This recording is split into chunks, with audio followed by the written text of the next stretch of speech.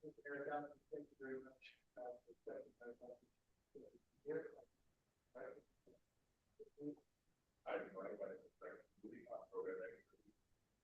So Frank and I are listening all of here.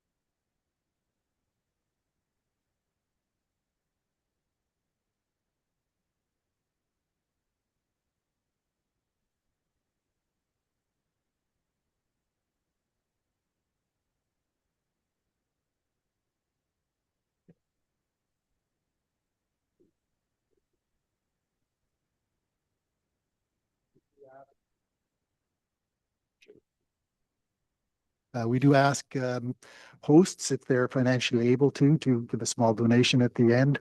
Some do, some don't. I think the biggest one we ever got, we did a project with Dysart on illegal dumping, and the students developed a snitch line and some signage, and illegal dumping on the particular road they were monitoring, dropped by 70%. And the township was delighted and dropped us a check for $1,000. So that was really nice. So next slide, please. Hope you can see that okay from our. This is just a very brief listing of some of the projects that have been done in Highlands East over the last decade or so. And so if you just read them, you'll see that all of the different disciplines that we have the capacity to work in. So there's business, there's culture, there's environment. The second from the bottom, the impacts of light pollution study on Potash Lake.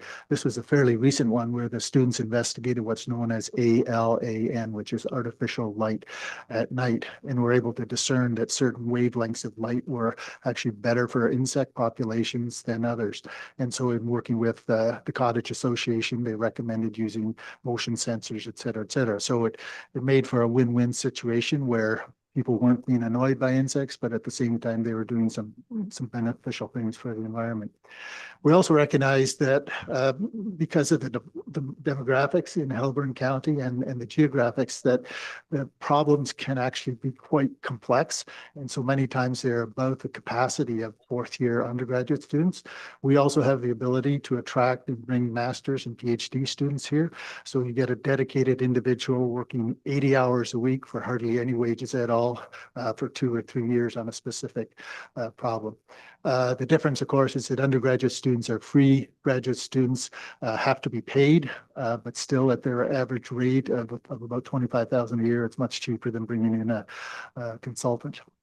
So we have had, because of the international student crisis that has affected all of the universities in Canada, we've had some interesting changes in our relationship with Trent University.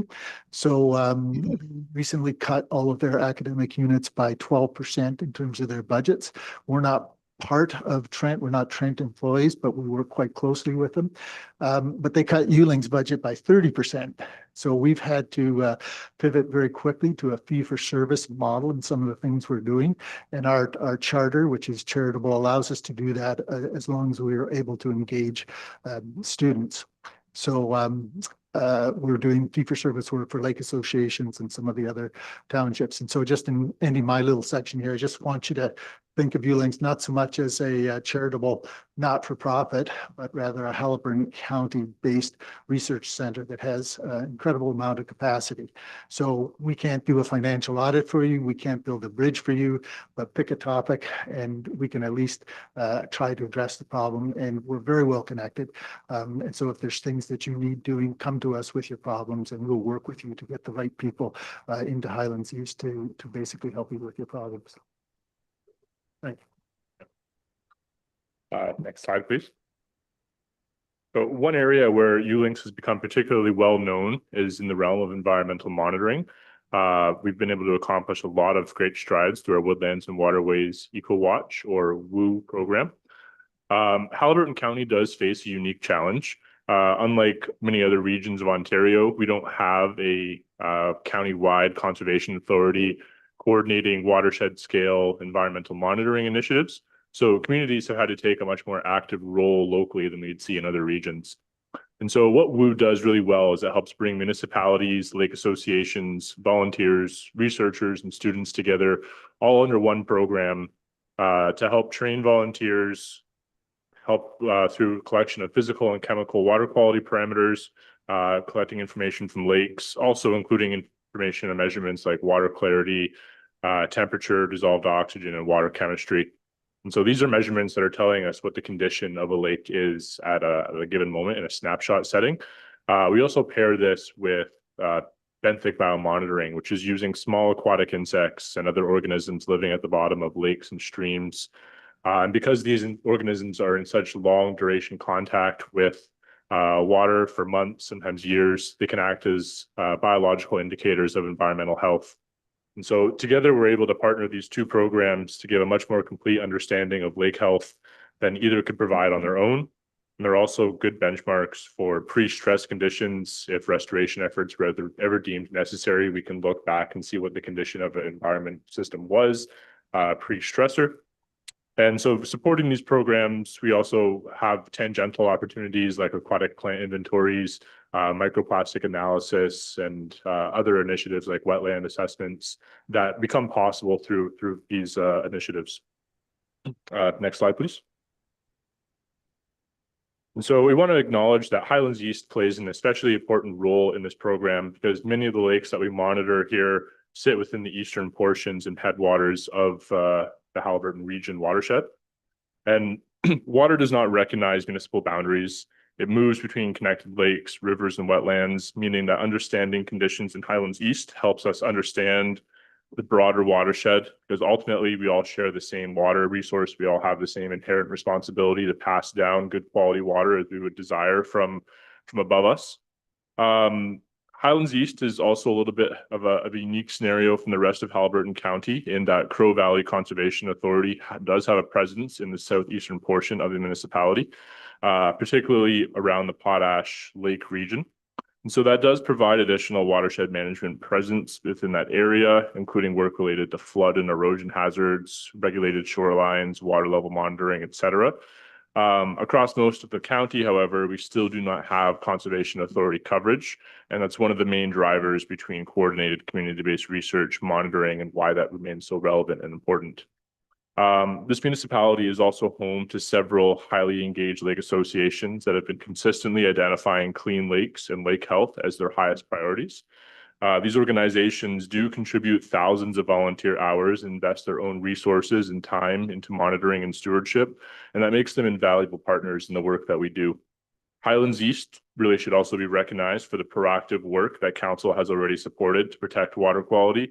This could include initiatives like septic maintenance inspection programs, waterfront properties being prioritized to keep lakes, rivers, and streams and groundwater pollution free.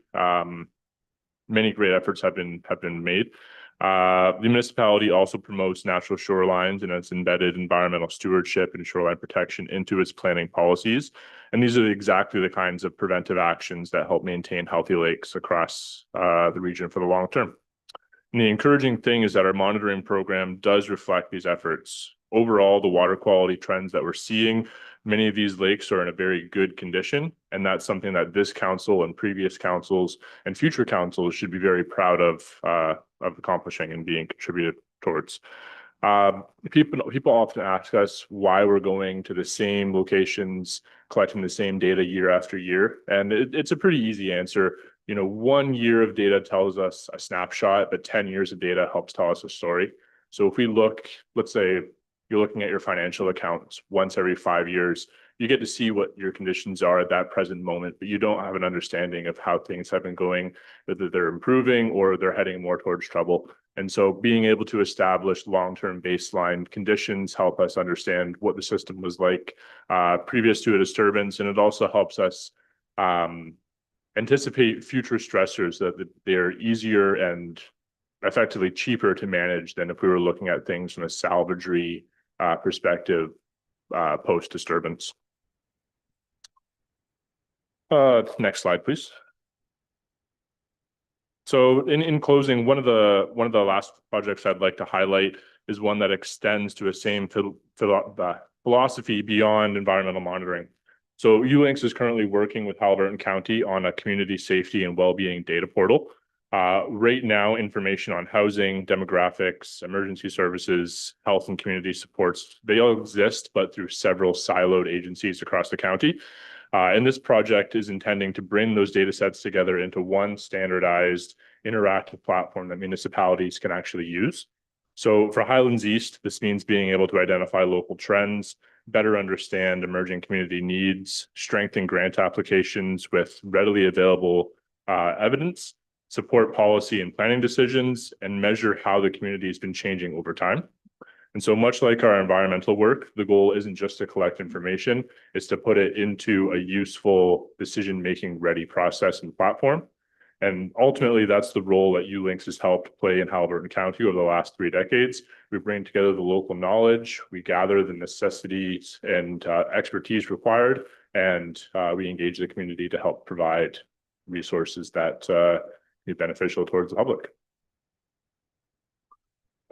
Next slide, please.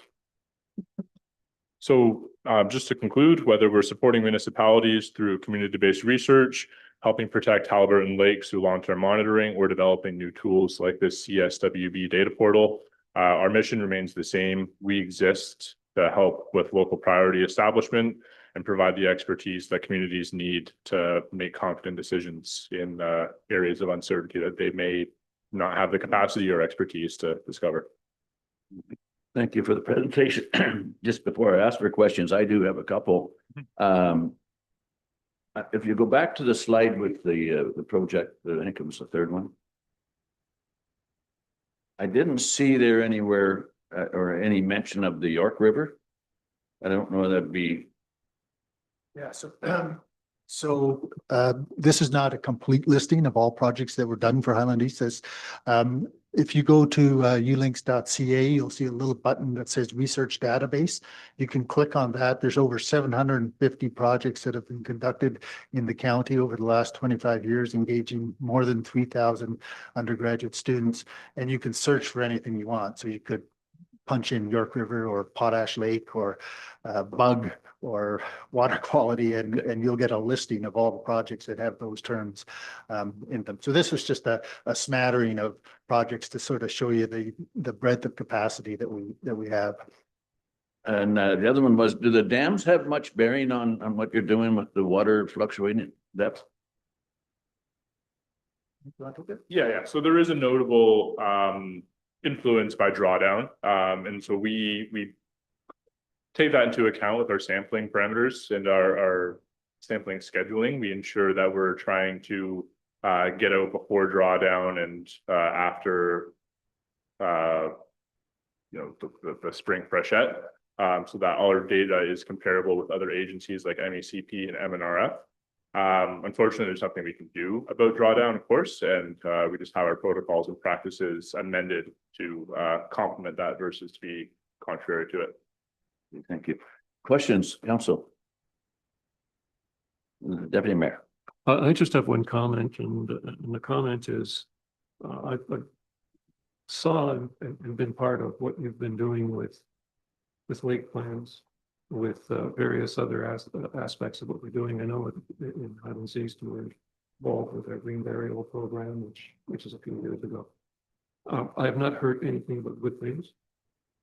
And the amount of benefit that you bring for what the cost is far outweighs anything else that's going on. I think the challenge with the cost reduction that we've been faced with, as we all are, is an unfortunate situation. But having said that, thank you very much for what we do, and hopefully we'll continue doing what we do. Yeah, thank you very much for those comments. I really appreciate it. I just want to add to something that Frank said. So all of our data is publicly available, posted on what's known as For the water quality? Yeah. The Gordon Foundation or data stream. data stream. You can never remember that. So no relation to me, unfortunately. They're quite wealthy. So all of the data is publicly available. And we also have long-term plans basically to capture all of the existing MOECP and MNR data and to build it into a large database along with our data so that people can see how things have changed over time and where things are potentially going. We're also one of the very few water quality sampling programs in Canada that actually samples under ice. And so with drawdown, we realize that there are some very serious ecological things that happen to shorelines, to the bugs that live there, and hence to fish populations. And so by sampling in the wintertime, we can start to get a handle on how big and how negative that impact is. And as Frank says, we can't do anything about it, but we do have a pretty good relationship with Trent Severn, so that if we identify a problem, we'll possibly be able to work with them to mitigate what that problem is in terms of when they lower and raise lake levels. Good. Any other questions or comments? Resolution? The council received the delegation as presented by Andy Gordon and Frank Figuli of ULink Center for Community-Based Research at this August 11, 2026 regular meeting of council. If someone move, Councillor Lewis, second by Deputy Mayor Ryle. All in favor? It's carried. Thank you. Thank you, gentlemen. Thank you. Have a good day.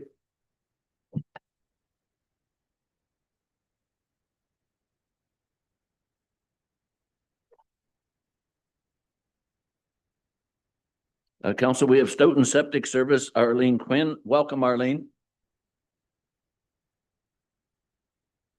Mayor Burton. I think everybody here except for Miss Lewis knows me.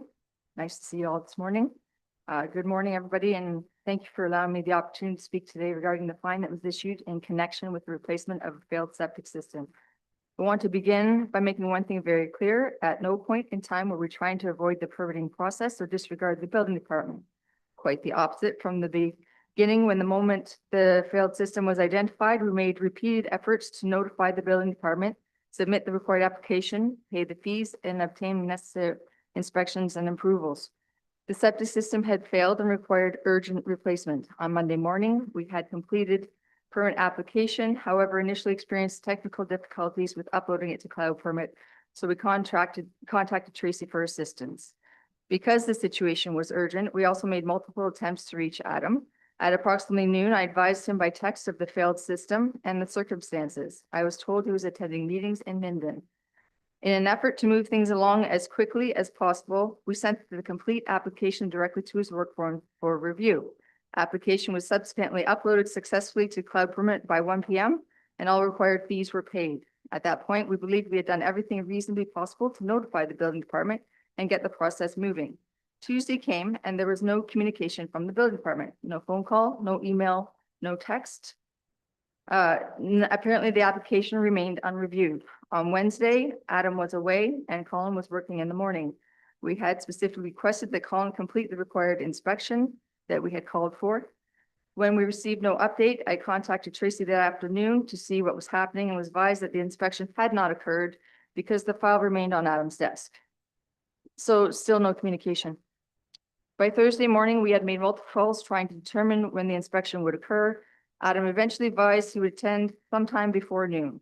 He did attend the property. Jason and Bill met him leaving the site, and Adam advised them that the septic bed had passed inspection and could be covered. Just prior to this, we were notified that a fine had been issued. What is particularly concerning to us is that throughout this entire process, nobody told us to stop work. Nobody contacted us. Nobody warned us that a fine would be issued. Nobody told us that the expectation would be to continue pumping out the system until the permit was issued. Had we been told that, we would have complied. Just simple communication. We understand buildings department's position that the Building Code Act allows up to 10 business days to issue a permit following receipt of a complete application. We are not disputing that provision. And I think everybody here knows that I was the previous septic inspector. I do know the rules and I do follow them quite closely because I am a rule follower. I think everybody here knows that, and I work very hard to uphold Part 8. I am very passionate about Part 8. I think you all know that. Anyway. Our concern is that this was not a routine application. It involved a failed sewage system requiring urgent attention. And I also supplied, which I noticed hasn't been public record, communications from the 3 other municipalities within our county. That everybody, and I can tell you from working with them that they do treat them immediately. This is what we do, and that's why we had no qualm about continuing with work, because they deal with it immediately. Our concern is that this was not a routine application. It involved a failed system, and there was already an existing septic permit on file. The replacement system was proposed to go back in the same approved location, and there were no unusual site conditions that required an extensive review. This is, we were proactively replacing a failed system because we're trying to protect our client and their health, the environment, and public health, because lakes are important to us. They are our livelihood. They are important to our everything in our world. We also understand that the existing tank could have been pumped while waiting for the permit. That would have created additional expense for the property owner. However, we would have done that had they suggested that. That would have been fine. No problem.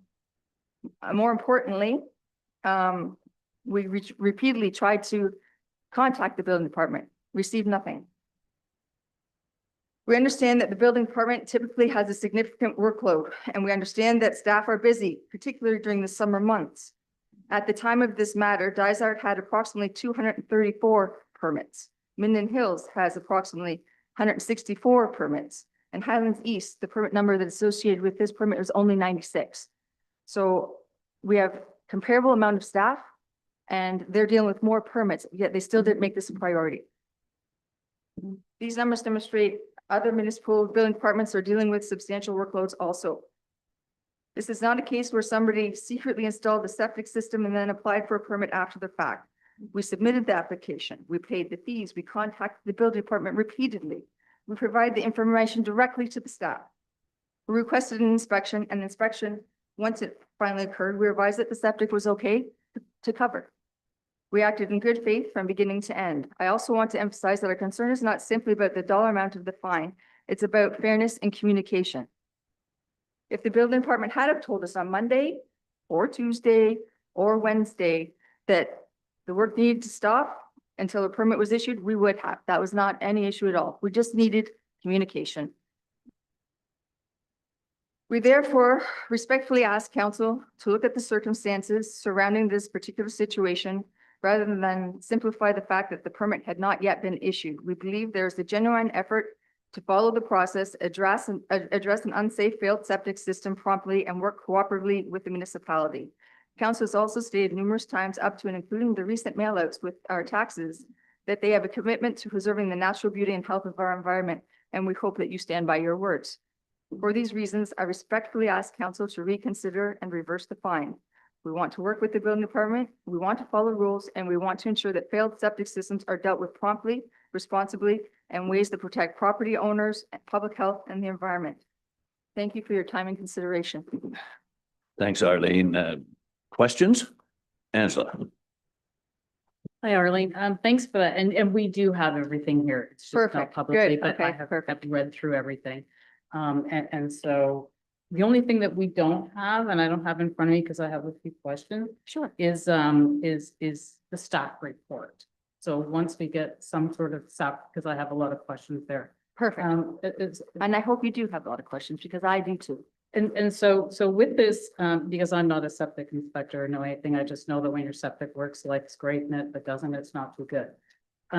So the bed was dug up before, but you had communication during. that. No, what we did was we started on Monday by pumping out the tank so that we could remove the tank.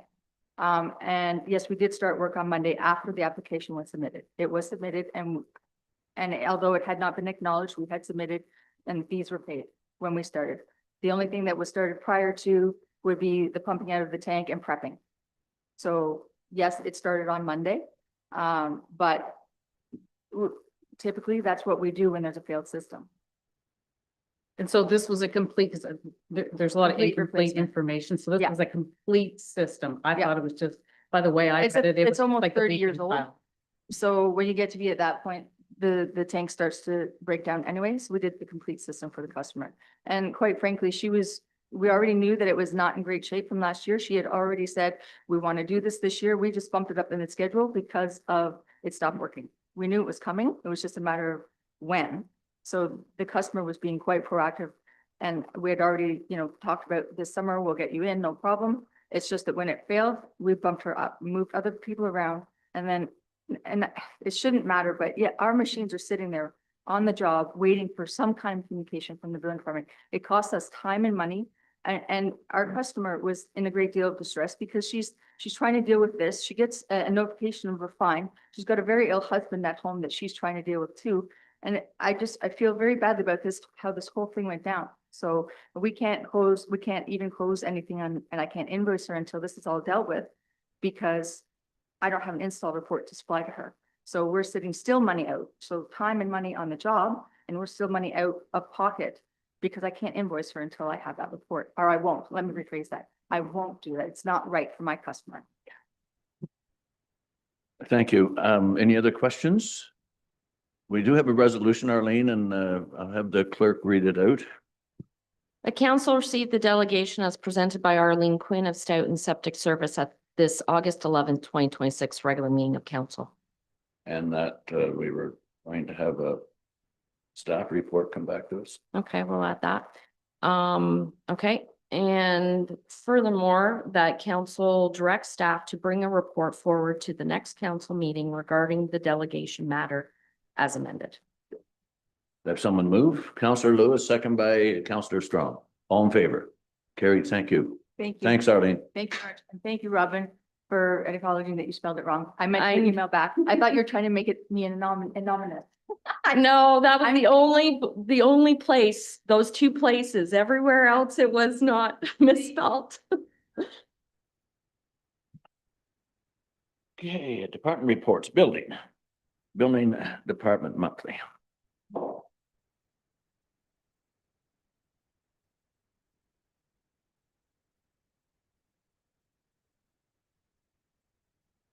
Okay, good morning, Mayor and Council. So I have the monthly summary today for July. Most of our numbers are still down. The only one I was going to highlight, I guess, are the occupancy and finals. Those ones drop a bit, and I think that's because we sent out renewal letters and we had some people following up on some older permits. The other one I was going to talk about is construction values. So it's way lower again, and that's because we have like 11 less dwellings this year. So that makes up a big chunk of that number. But anyway, that's my report for today, and I can answer any questions you may have. Thank you. Questions? Cease? One comment, I mean, excuse me, you can't help but notice that the building construction numbers are less than 50% of what they were last year. How's that going to impact our budget, or do you have an idea of how that's going to work? Well, no, honestly, Cease, I keep hoping it's going to turn around here, but at this point, it doesn't seem like it's going to. So again, I can talk to Brittany and we can look at that, I guess, and make sure we have a plan in order if we need one. But honestly, I keep thinking we're going to get a big push here, but it hasn't happened yet. So We can keep hoping. yeah. Resolution? The council receive and accept the building department July 2026 operations report as submitted by the chief building official as information only. Have someone move? Councillor Strong, second by Deputy Mayor Ryle. All in favor? It's carried. Thank you. See you again. Bylaw operations report.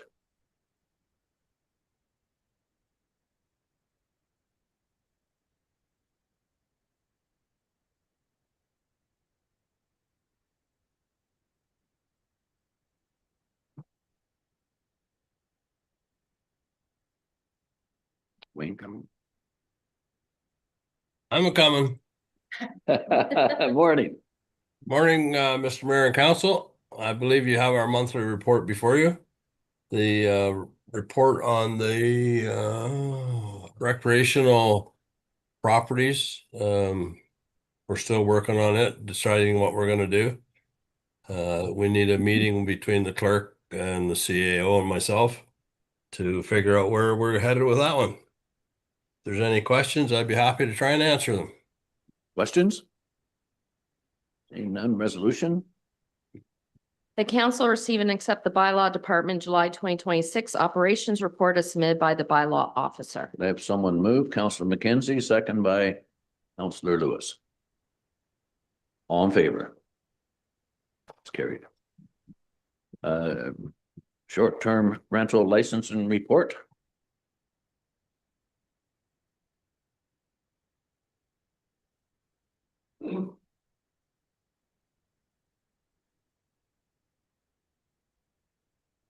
Good morning, Mayor and Council.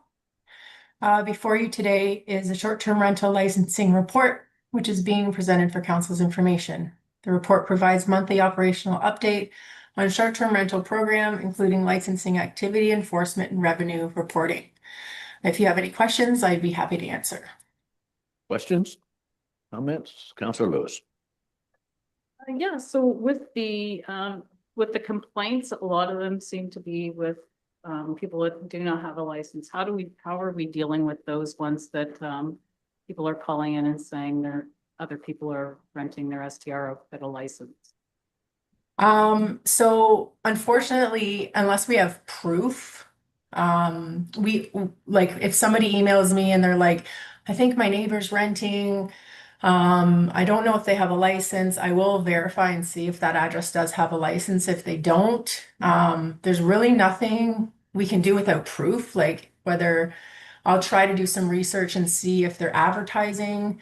If I can't find advertising, we can't just take someone's word of mouth because it could be family just visiting. It could be friends. It could, who knows, like if there's no exchange in money and they're not advertising, it's really hard to prove that they're renting, and we can't just go around and blame, like accuse people without proof that it's happening. So it's kind of a sticky situation. With the ones that we can prove, we are working on trying to get together letters to send out. If I have emails on file, I will reach out to those applicants and just say like, you need to come into compliance, and give them some time to do that, give them all the information they need, and kind of go from there. So. Other questions? Cease. Yeah, just to follow up on that same subject, if you don't mind. If we do confirm that there is one operating without a license, what exactly is the protocol for dealing with that? Is there a financial penalty of any kind? How do we deal with that? Right now, the only financial penalty we have is a $250 fine, which we have to mail to the operator. Granicus does send out letters if they are advertising online. Granicus does send out first and second letters. There's a bit of a gap with that. We're not sure if people, like, I'll go on Granicus and check if people have received letters. I have a long list of non-compliant short-term rentals that are advertising. And as soon as I get time, it's really busy right now with renewals and new applications. So it's really hard for me to kind of focus on compliance right now. But come the fall, when things slow down a bit, I will be going hard at that. I don't know what else I can say right now. Hopefully once AMPS comes into place, the fines will go up a bit and they'll be a little easier to deploy. But yes, we do. The community is definitely reaching out and saying, hey, I'm not sure if these got, like, the community engagement's very good. So people are on top of it. And for the most part, people want to comply, but it's the stipulations involved sometimes. So. Cease. Angela. Once these letters are sent out, are people complying or are they just ignoring them? Like on the whole, how is that working? Once a letter is sent out or a couple of letters are sent out? I have not, I don't know as far as Granicus, like I haven't had anybody come back to me yet. I haven't sent any letters out. I've been writing letters in when I have time, which is not a lot with all the renewals and stuff I'm dealing with right now. Because I think that's a priority. People who are paying money to get their license and comply should be a priority as far as my time. As soon as I have the time to send out these letters and get some feedback for you, I definitely will, to see how that's going. But right now I can't really speak to that. Just I've been focused on the people who are actively complying with the law, so. Cease. So we're basically saying that if you're legally caught for operating without a license, there's a $250 fine. That would be. That's all we have in place right now, correct? Okay. So there's no option for a second or third offense at this point. So in other words, I got your $200 fine. I made $3,000 in the rental. $250 doesn't mean the square root of anything. So what the hell? Now, I think it's per occurrence. that's correct. Yeah, So per occurrence. In this new, did you call it AMP or? Amps. Okay. Are we going to be clarifying that a bit better so that there's more skin in the game when it comes to violating? You're going to end up with some teeth in this thing, because at this point in time, if you're only getting a $250 fine, I mean that's just that's just the price of doing business. Agreed. I think bylaw is bringing forward AMPS bylaw, which will incorporate short-term rental into it in the coming months. We look forward to that because it will make it easier for us to comply as well. Cam? The reference here to fine $250 with my background, is that not an administrative penalty? Fines are either set fines or levied in court by a JP or a judge. So is fine the term we should be using? That's what we have in the time. I think it's considered administrative fine, but it's $250 per occurrence. And when we talk to the other municipalities with their short-term rental programs, a lot of them have moved to $1,000 fine, which is a little bit more incentive because the licensing fee is $500. So if you're only fined $250, you're kind of like, oh, well, whatever. But if you're fined $1,000, you might as well just get the licensing fee and become compliant. So we're hoping with the new AMPS bylaw that will give us a little bit more leverage.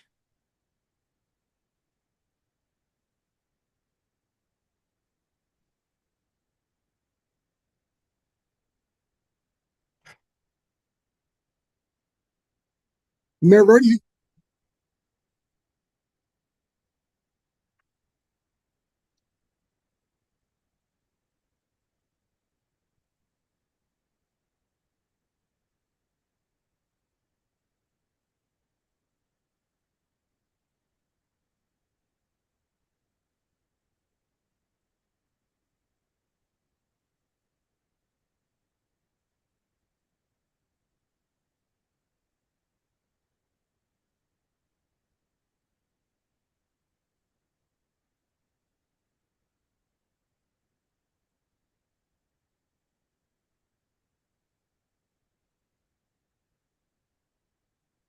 Are there any more questions?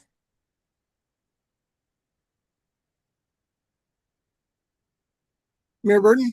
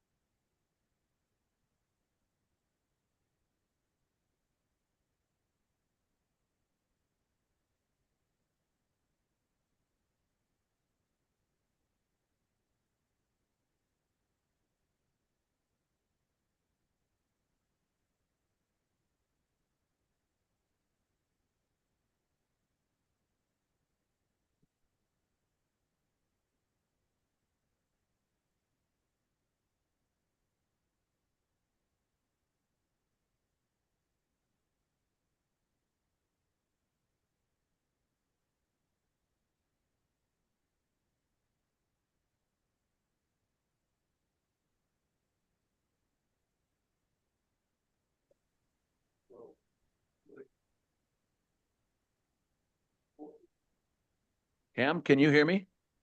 Yes, I can now, All Mayor. right, we're going to, Cam, what we're going to do is go right back to the beginning when you started, your first question, or because we didn't get any of that here. So we'll call the meeting back to order and go ahead. Okay, my first question, actually, the only one I had a chance Okay. to bring forward was when we're talking $250 fine here, are we not actually referring to an administrative penalty where fines are either set ahead of time or levied through the court system? And I'll make it a two-part question. I'll save me going back. These letters, if we do send them out, who are they sent out by, the municipality or by our Granicus, I believe that is our contractor?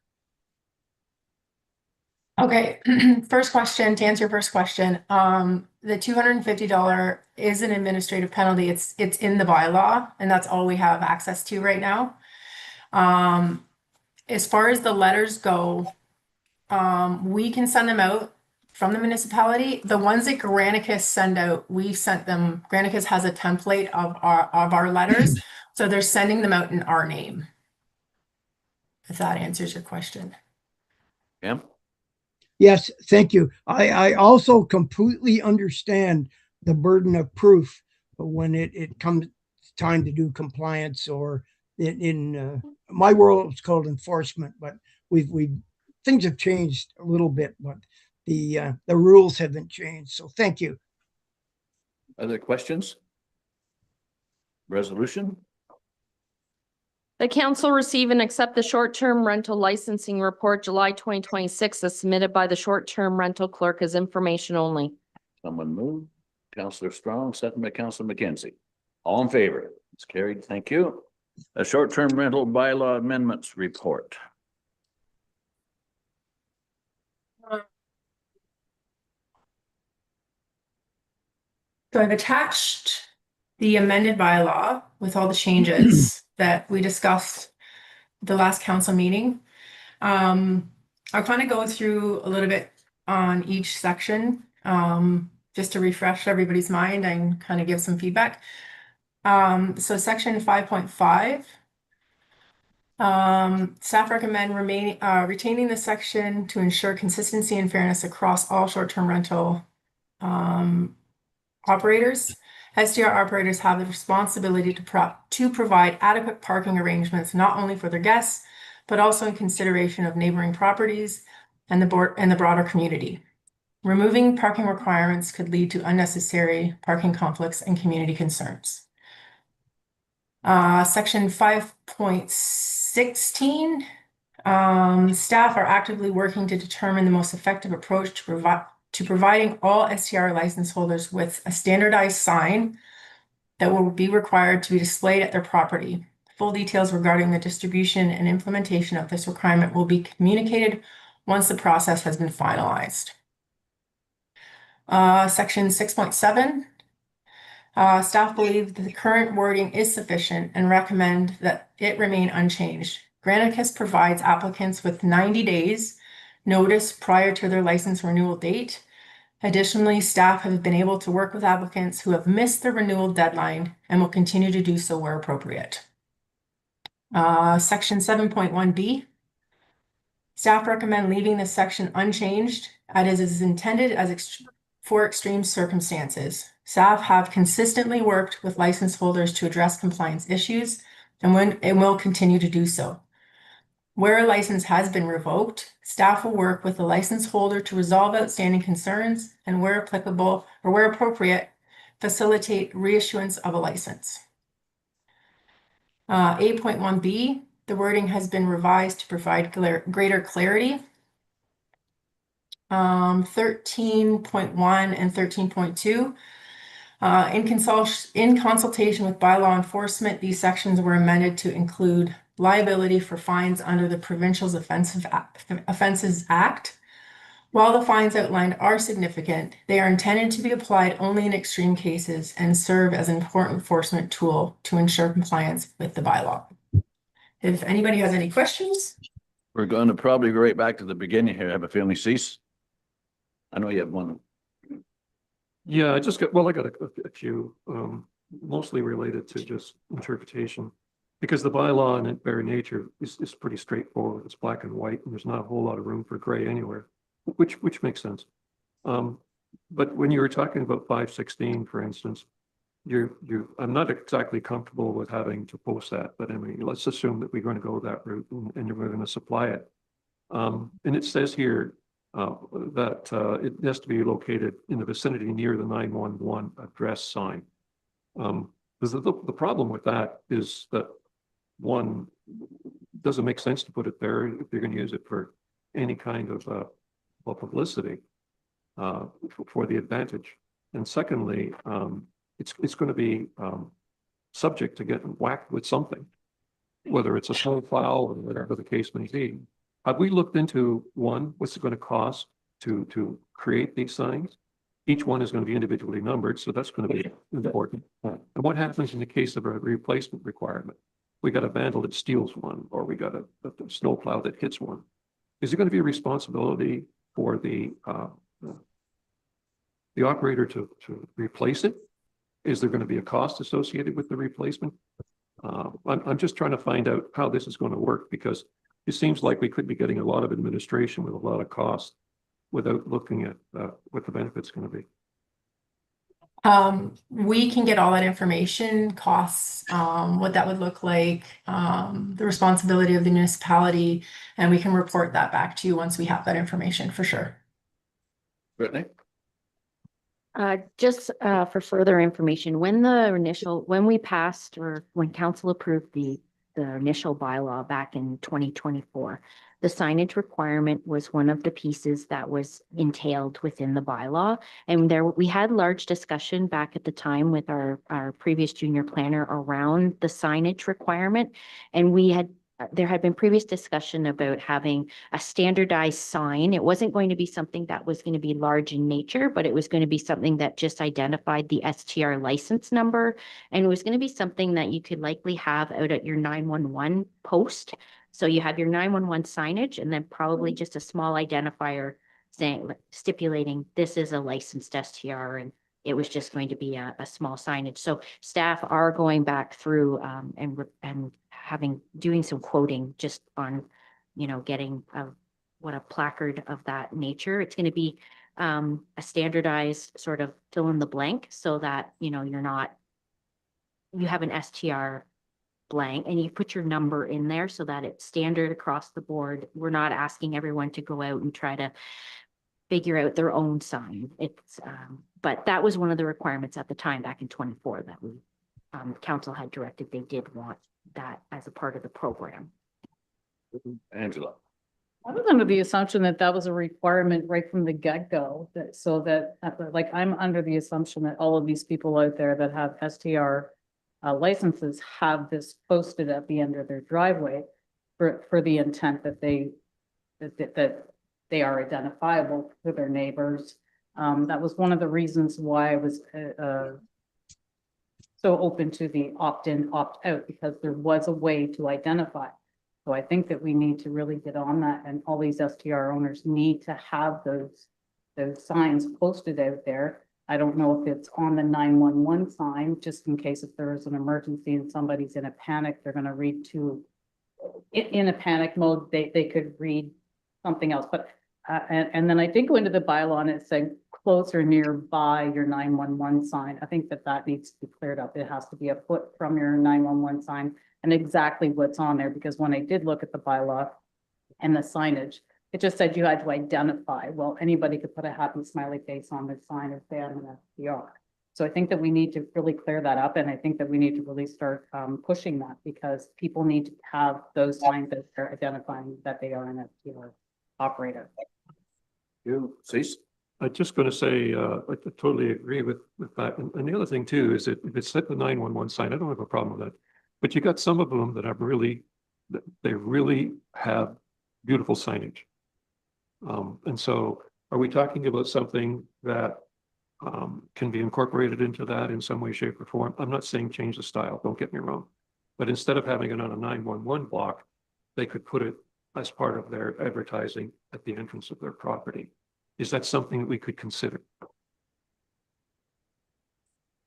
You gotta take that or- Not the way the current bylaw is it says it'll be in and around. And again, we're trying to make it so that, I think one of the things we heard from operators as well is that obviously they didn't want something large and robust, but we were trying to take that into consideration at the time.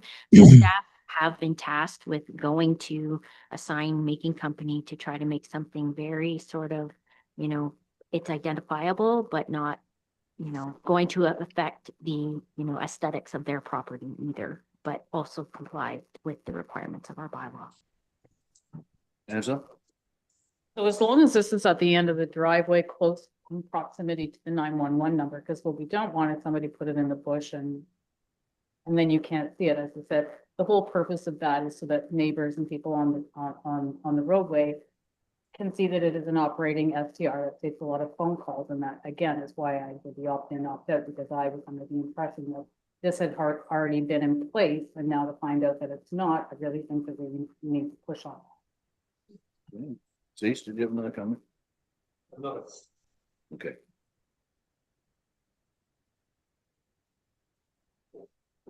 Go ahead. So the one that I have the biggest grief with, because again, this is a short-term bylaw licensing bylaw. In 8.1B, it says where any work is required to be completed under the license and licensing fails to complete the work as required, the officer may direct that work to be carried out at the licensee's expense. The municipality may recover this associated thing. My personal opinion is, why don't we just revoke the license? Why do we have to force it? What if you come up to them and say, okay, if you want to comply, it's going to cost $8,000. And they say, well, holy doodle, I'm not going to do that. I'd rather withdraw my license and stop being an STR. What this basically says is that we have the discretion to go ahead and just repair it at their expense. If that's not what we intended, then 8.1B has to be reworded to show that there is an option that says if you want to continue, or if you want to have your license renewed, or whatever the word is, tied back to the license, so that if they don't want to pursue their license, they're not going to incur this. Unless it's a building code issue, but if it's a building code issue, it should be referred to the building department at the end of the day. I'm not comfortable with 8.1 at all. With any comment? So again, it's similar to how we have potential cleaning clears as well, where we have that discretion after so long that if after so many attempts, the property is not coming into compliance. And again, it doesn't say shall, it says may. So that doesn't imply that we will direct it, but that we have the authority to do so if it gets to the point where we need to step in to correct an issue. So it's similar to clean and clear after so many attempts. If it's not happening, we've provided notice. We can go into a property, have it cleaned up, and those charges get applied to the property owner. So it's there as a deterrent, as a measure, that's a tool available to us in the event we may need it. Not that we shall do it, but that if we may need it. Cease? I don't disagree with what you're saying, but the clean and clear bylaw is a whole lot different than the STR program. The clean and clear bylaw, there's a presence and absence of junk, and it's either got to be removed or it's not. In this particular case, we're talking about whether somebody does or does not want to pursue a business opportunity. That's where it sits. So at the end of the day, if they don't want to do that, then that's fine. They're going to lose their license. And if I understand correctly, when we backed up, we're going to be reviewing the AMP. So if they decided to rent without a license and we put the proper signage in place, it doesn't make sense for them to continue doing that, because now they're on our radar. We know that they have lost their license or whatever the case may be for non-compliance. We're going to be much more diligent in keeping track of them. So, but if they choose not to, if they say, okay, no, the cost is prohibitive, I cannot go that route. I feel that is wrong. We're forcing them to upgrade something. But if we had the correct penalties in place, this would not be necessary. I think, like Brittany said, this is just in there for like the worst case scenario. We do work with all of our operators. The ones that communicate with us and want to be compliant and do what they need to do, regardless if they're licensed or not. Like if something new comes up in a renewal or whatever, they do work with us and we give them the time for that. This is just, we've never enacted this as long as I've been here, which I know hasn't been a long time, but we really do work with people. If they communicate with us and they're, honest about what's going on, and if they need a little time, we do that. So, this is just for the, the one-off, people that just really don't care about complying at all. And we haven't had that. So I think it just needs to stay in there for that. But like I said, we do work with people, with whatever the situation, life happens and they need time or whatever, as long as they're communicating with us, we'll give them that time. So. Angela? So essentially, this is just a tool for the worst case scenario, and if the worst case scenario comes up, then we can deal with it at that time. Right, which we have not seen. Any other questions? Still, this one, I'm going to the grave on this one, so I just thought I'd let you know. I totally agree that they should not operate an STR in any way, shape, or form unless they comply. Got that. But what we're basically saying here is that you have to repair it or else. Now, if it is because they have had repeated situations, that's a different argument. It should never have happened in the first place. Because if we put the AMP in place, once they have the first violation, there is going to be a fine associated with that. And then again, when we talked a bit about the demerit point system, but obviously somewhere along the line, they've got to be in a position where they're going to lose their license. This to me is one of those situations. This is where, for whatever reason, it doesn't matter what it is, they are not complying with our bylaw. You lose your license. Now, if you operate without a license, there is a whole new set of penalties that take place. The first time it's this, the second time it's that. So now you have to decide, am I going to be an STR or am I not? Because the fines are not going to go away, regardless of whether you choose to be or not, because you violated them when you were.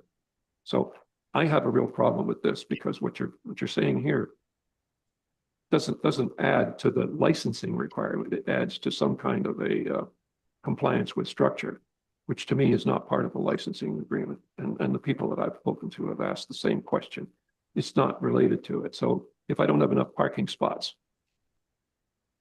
we're going to come in and put new ones in. Is that the game plan? No, because that would fall under, they wouldn't get licensed in the first place. No. Okay. Britt? No, all I was going to recommend to council is there are other,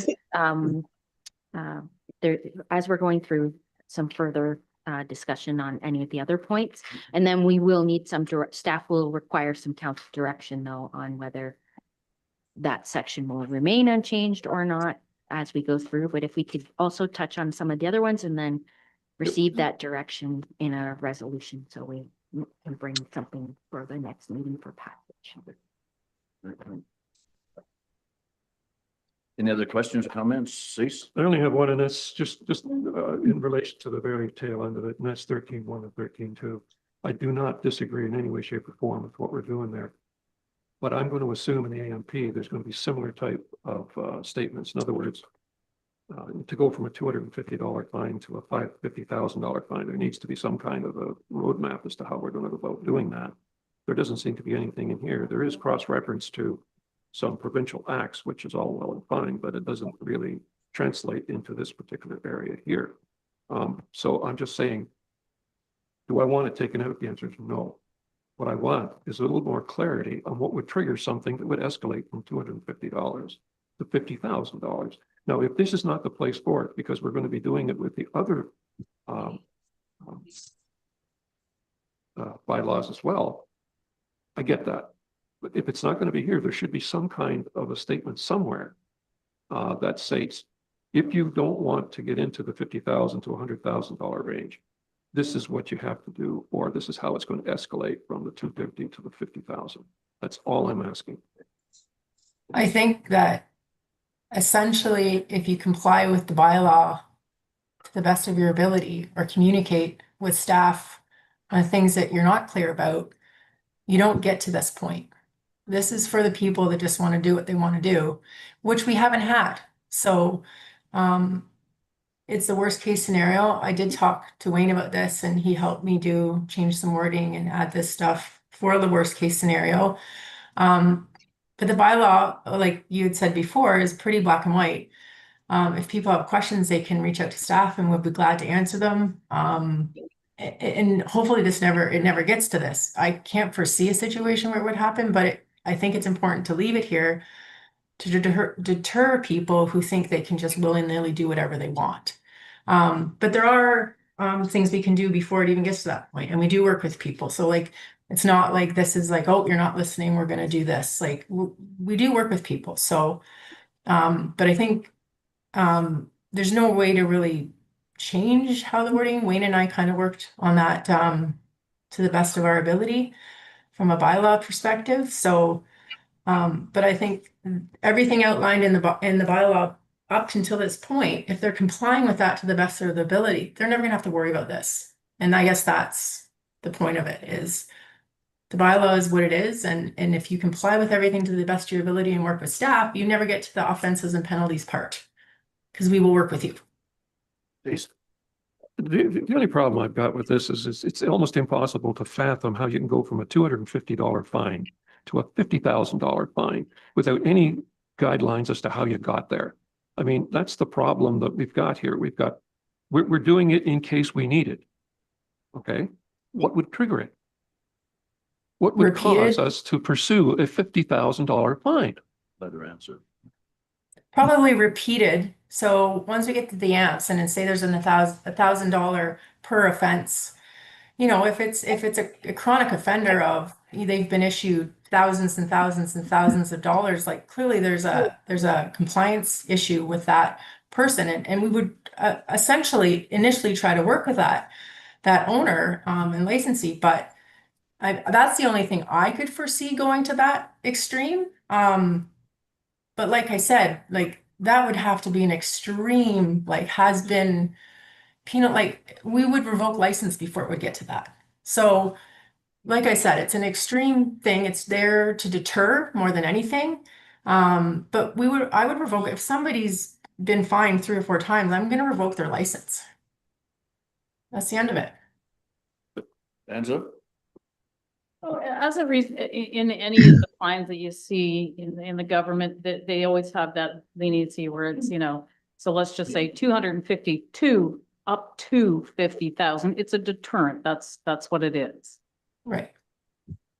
Correct. As long as we can put it in, like, for instance, if we put, I understand that we're not going to put it in here, and that's fine, and I don't have a problem with that. But there needs to be some kind of a guideline. It's great to turn around and say you're going to escalate something based on justifiable means, but you're not identifying what the justifiable is. If we're going to do that in the AMP in some way, shape, or form at the bottom of it, I'm absolutely fine with that. And so, you know, but to just turn around and put that in there, it's an arbitrary scenario that doesn't have any clarity or transparency. That's what I'm getting at. But I'm not going to insist that it gets removed from here. I'm merely going to indicate that I have a problem with the wording. Thank you. Resolution. Okay, so the resolution that is before council, if you wish to alter it as the last statement was the council directs staff to bring the finalized version of the bylaw forward for passage at a future meeting. If I may suggest, based on what I've heard, it would be that council directs staff to work on the proposed amendments discussed by council at today's meeting and bring the draft version back to a future meeting for finalization. Brittany? I would just, if I could get clarification from council on the proposed changes that are before them right now.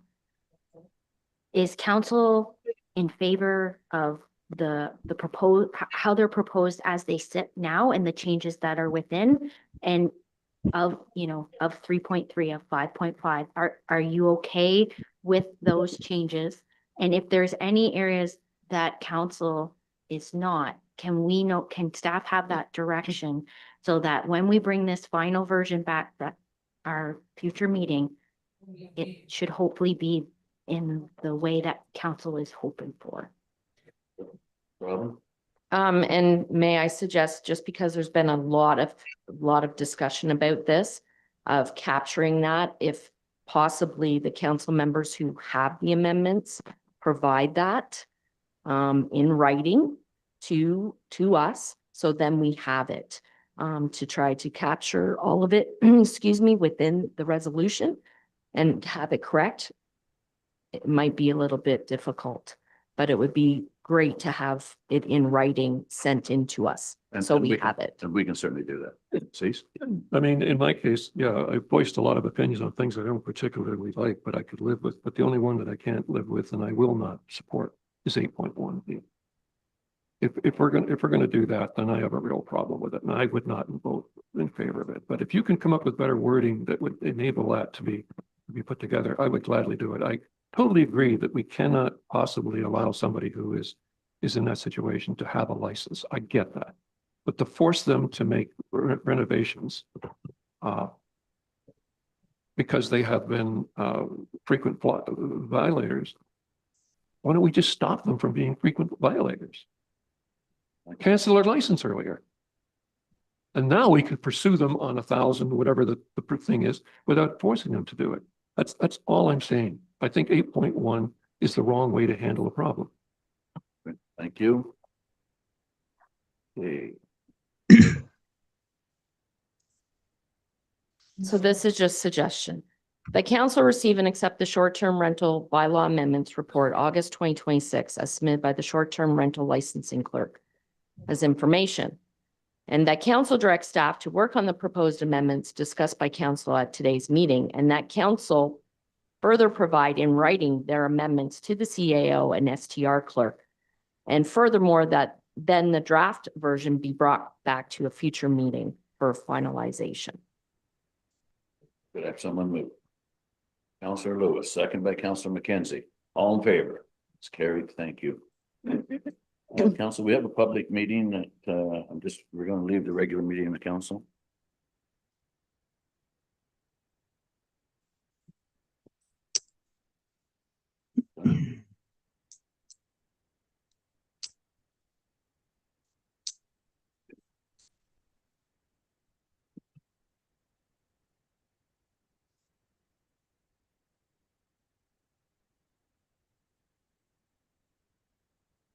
That council come out of the regular meeting of council at 10:40 a.m. for the scheduled public planning meeting, and it be declared open to discuss the following bylaw amendments made under section 34 of the Planning Act. As amended pertain to applicants Smiley and Ice, Chorley and Gordon, and Townley. Could I have someone move? Councillor Lewis, second by Councillor McKenzie. All in favor? It's carried. Thank you. The participants for the planning meeting wish to share the sentiments of the land acknowledgement statement delivered earlier at the start of the regular meeting at this time. So at this time, I would ask that the planning technician, Carmen Gallia, continue. This is a public meeting held pursuant to Section 34 of the Ontario Planning Act. The purpose of this meeting is to provide the public with an opportunity to receive information, ask questions, and offer comments regarding the proposed zoning bylaw amendments under Section 34 that are being considered by council. Section 34 addresses changes to zoning bylaws that regulate land use and development. If you wish to be notified of council's decision regarding the applications discussed today, please ensure you submit your request to Robin Rogers, the municipal clerk. Rezoning applicant Smiley and Eyes, part of lot 13, concession 14, and part of the original Shore Road allowance in front of part lot 13, concession 14, geographical township of Glamorgan, now in the municipality of Highlands East.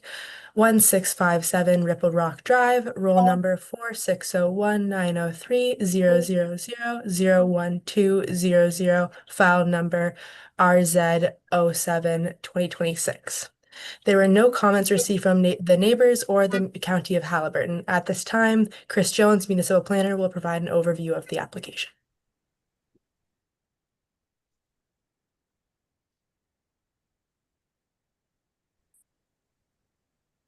Morning, staff and council, mayor and council. You can hear me okay? Yes. Okay, so the first application, which Carmen was referring to, RZ 07-2026 applicant is Smiley and Eyes. And these folks have a lot on Koshline Lake, part of lot 13, concession 14. They're in the process of acquiring the shore road allowance, and that is precipitating the need for relief from the zoning bylaw to recognize the location of the existing dwelling. And if we just scroll forward to figure 2 on page 2, there's an excerpt of the survey. This lot is fairly large, just shy of 80,000 square feet. And so what we have on the lot currently is the existing single story detached dwelling, the sunroom or screened in room on a portion of the lake facing deck. We have attached decks, 2 storage buildings, as well as a guest cabin trailer. And so again, looking at that, at the shoreline, you can see that the dwelling and decks are substantially on the shore road allowance. So at page 3, there's a summary of the relief that they would need to recognize what's there. That would include the setback to the existing dwelling, setback to the attached deck, setback to the screened-in room, as well as the maximum floor area for the screened-in room, which is just maximum permitted under the bylaws, 15 square meters. So they're a little above that. There was just as part of the file review site inspections, the wraparound attached deck and then the more rear facing storage building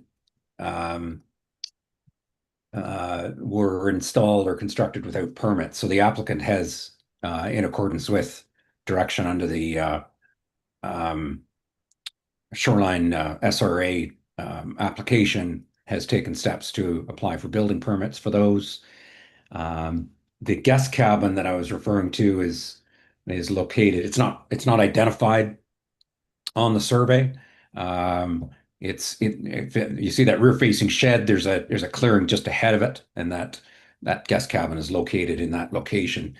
The property meets the minimum area requirement to permit a guest cabin. The applicant has indicated that that structure will be removed, and so I am proposing that the zoning amendment would then include a temporary use provision to recognize that structure for a period of time until its eventual removal. In the event that they choose not to remove it, then it would just require a septic system assessment just to confirm that the additional bedroom is compliant with the system that's there. That's my report, Mayor and Council, and we are waiting with this one the deposited reference plan to be able to finalize the zoning amendment. So on that basis, the actual ZBA instrument has not been included in the agenda at this time, but we expect that'll come in shortly, and we'll get that in the agenda as soon as we have it. That's my summary, Mr. Mayor and Council.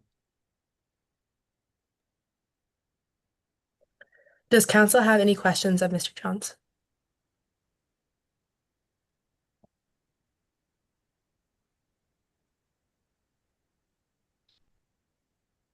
Sorry, seeing none.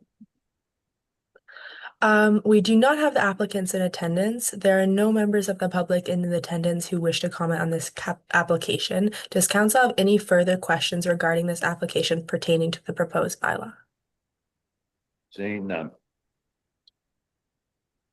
Rezoning applicant Shorley and Gordon. Part Lot 31, Concession 4, Geographic Township of Glamorgan, now in the Municipality of Highlands East.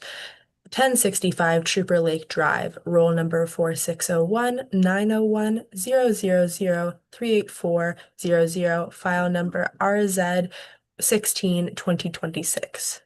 There were no comments received from neighbors or the County of Haliburton. At this time, Chris Jones, Municipal Planner, will provide an overview of the application.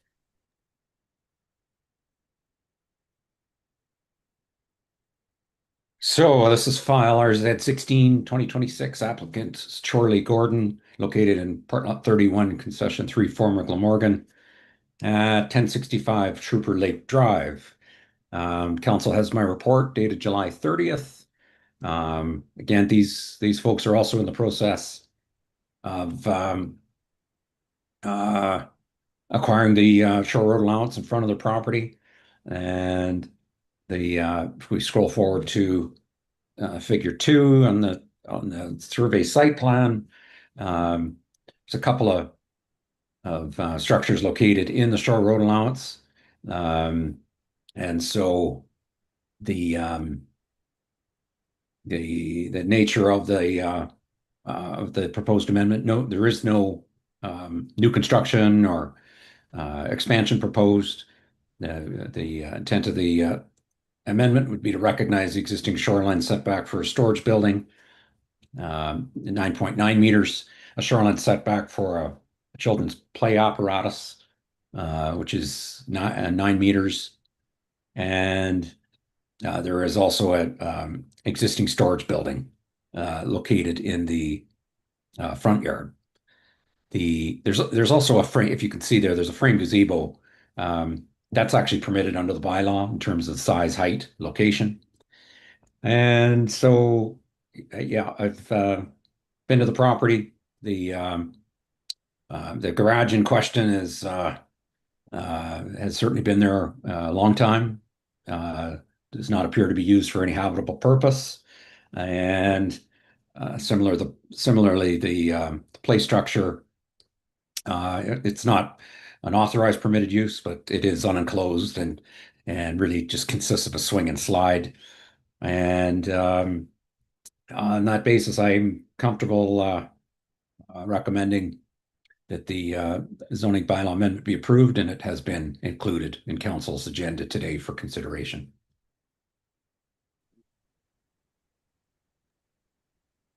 Does council have any questions of Mr. Jones? Seeing none. We do not have the applicants in attendance. There are no members of the public in attendance who wish to comment on this application. Does council have any further questions regarding this application pertaining to the proposed bylaw? Seeing none. Okay, rezoning applicant Townley, agent Lakeside Country Homes. Part of Lot 23, Concession 8, and part of the original shore road allowance in front of Lot 23, Concession 8, Geographic Township of Cardiff, now in the municipality of Highlands East. 1353 McGilvery Road, roll number 4601-102-000-05501, file number RZ 26-2026. There were no comments received from the neighbors or the County of Haliburton. At this time, Chris Jones, Municipal Planner, will provide an overview of this application. So Mayor and Council, this is application RZ 26-2026. As Carmen indicated, they're located in part of Lot 23, Concession 8, former Cardiff, at 1353 McGilvery Road. They're just at the Narrows, next to the tourist commercial establishment in that location. And the lot in question is again, it's a bit of a two-part process where if we take a look at figure 2, part 1 is the referenced on that survey excerpt is the sort of original lot. Part 2 is the original shore road allowance. And so these folks are in the process of acquiring that shore road allowance. In doing so, it substantially increases the area of the lot. In terms of when I say substantially, I mean it's still a small lot at just over 5,500 square feet, although it does have 100 feet of shoreline frontage. So again, what the applicant is looking to do is again acquire those lands In doing so, it will accommodate a construction of a new dwelling on the property. The just still with figure 2, can see to the along the right side of the property it does identify some encroachments, a deck and a building and a fence line. Those are encroachments that of course are on the county road allowance. And as part of the pre-consultation discussion and direction with the applicant, those structures have been removed. Those encroachments have been removed from the road allowance. So if we scroll forward to figure 3, that's an illustration of the proposed new dwelling. And that dwelling would have it'd be a 2-story replacement dwelling with a ground floor area of 600 square feet. So in order to get the lot in a situation where they could apply for a building permit for this, there's a summary of the relief that's required from the zoning bylaw on the following page. Page 4, we just keep going there. Nope, sorry. Oh, sorry, back up. It's above figure 3. Yeah. So we need relief from lot area at 520 square meters, lot frontage, shoreline setback for the dwelling, which is 14.6, which actually maintains the setback of the existing building on the property. Shoreline setback for there's a detached deck that's identified on the site plan.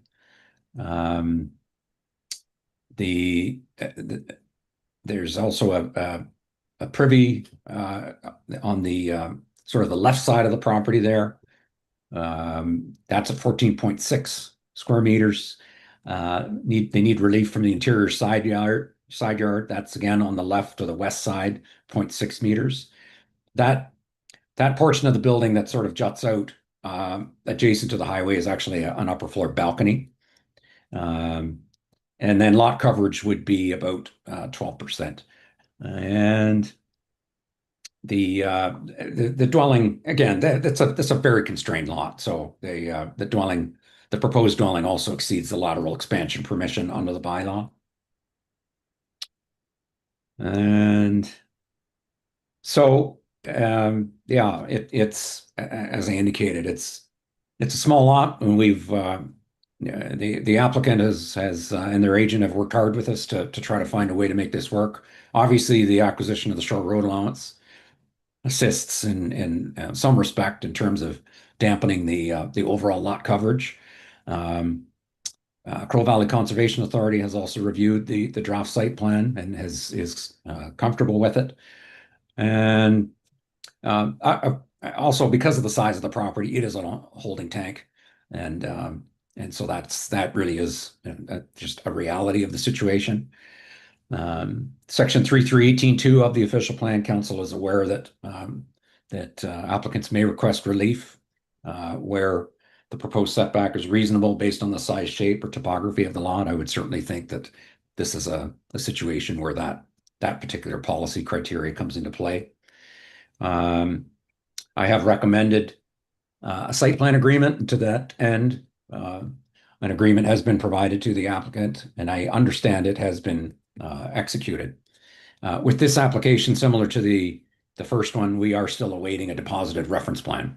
And upon receipt of that reference plan, we'll be able to include the sort of the final legal description of the resultant property in the site plan agreement, as well as the zoning bylaw amendment, and bring this application to closure. That's my summary, Mr. Mayor and Council. If you have any questions, let me know. Does council have any questions of Mr. Jones? Seeing none. We do have the applicant and agent in attendance virtually today.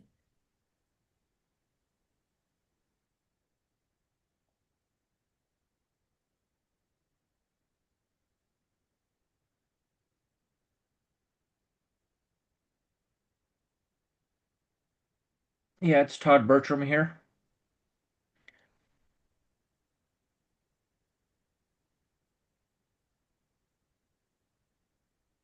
Was I heard? Yes, we can hear you, Todd. Okay. Did you have any questions, council? Seeing none, Todd. Okay, I do have some comments on this. It's taken 3 years to get to this point. My client has spent a heck of a lot of money, done everything he was asked to do. I don't know why we're waiting on, I forget the terminology of what Chris said there. I was hoping that maybe we could get this thing passed and make it contingent on obtaining whatever reference that we are missing. I believe my understanding is it's beyond our control, and that this item is with your solicitor. So I don't know how we can speed this process up, but this process has taken way too long. It's sat on too many people's desks for way too long. We're getting close to, winter here. We want to get started. There's stuff my client has to get in place in order to start. And if this gets deferred to another meeting, or we have to wait any longer for the municipality's legal people, we're going to miss another building year. So we think it's very unfair due to the costs and the compliance that my client has had to meet. We need some leeway here. All right. Thanks, Todd. Chris?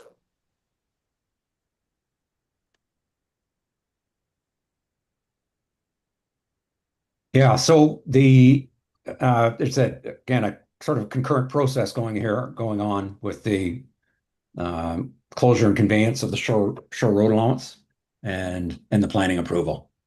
And ultimately the resultant lot and the transfer of the shore road allowance is pretty fundamental to allowing this lot to become a viable lot, which we can then rezone to accommodate the redevelopment. And so again, it's what we're looking to do is just ensure that the legal description of the resultant lot, which includes the shore road allowance, is referenced in the instrument, well, both instruments being the site plan agreement and the zoning bylaw amendment. So that we're just waiting for the deposited reference plan. Is there any reason why you wouldn't get it? Well, I expected through to the mayor. I mean, I would expect it would come in any day. It's just as I say, they're concurrent processes. We don't really control that side of the process. So it's not a question of if you're going to get it, it's when you're going to get it. To the mayor, I would say that's fair, yeah. Yeah. And how long, this is a requirement for every zoning bylaw amendment where the shore road allowance requires to be purchased. This was brought to our attention on July 22nd. Should this not have been in process well before this? I'm sorry, Mr. Mayor. I don't know what Mr. Bertram is referring to on July 22nd. It was brought to our attention that we required your solicitor to provide this information to the township. All right. So that was three weeks ago. Again, so Mr. Mayor, it's a function of, again, the SRA administrative process, which as council is aware, has its own steps that have to be taken.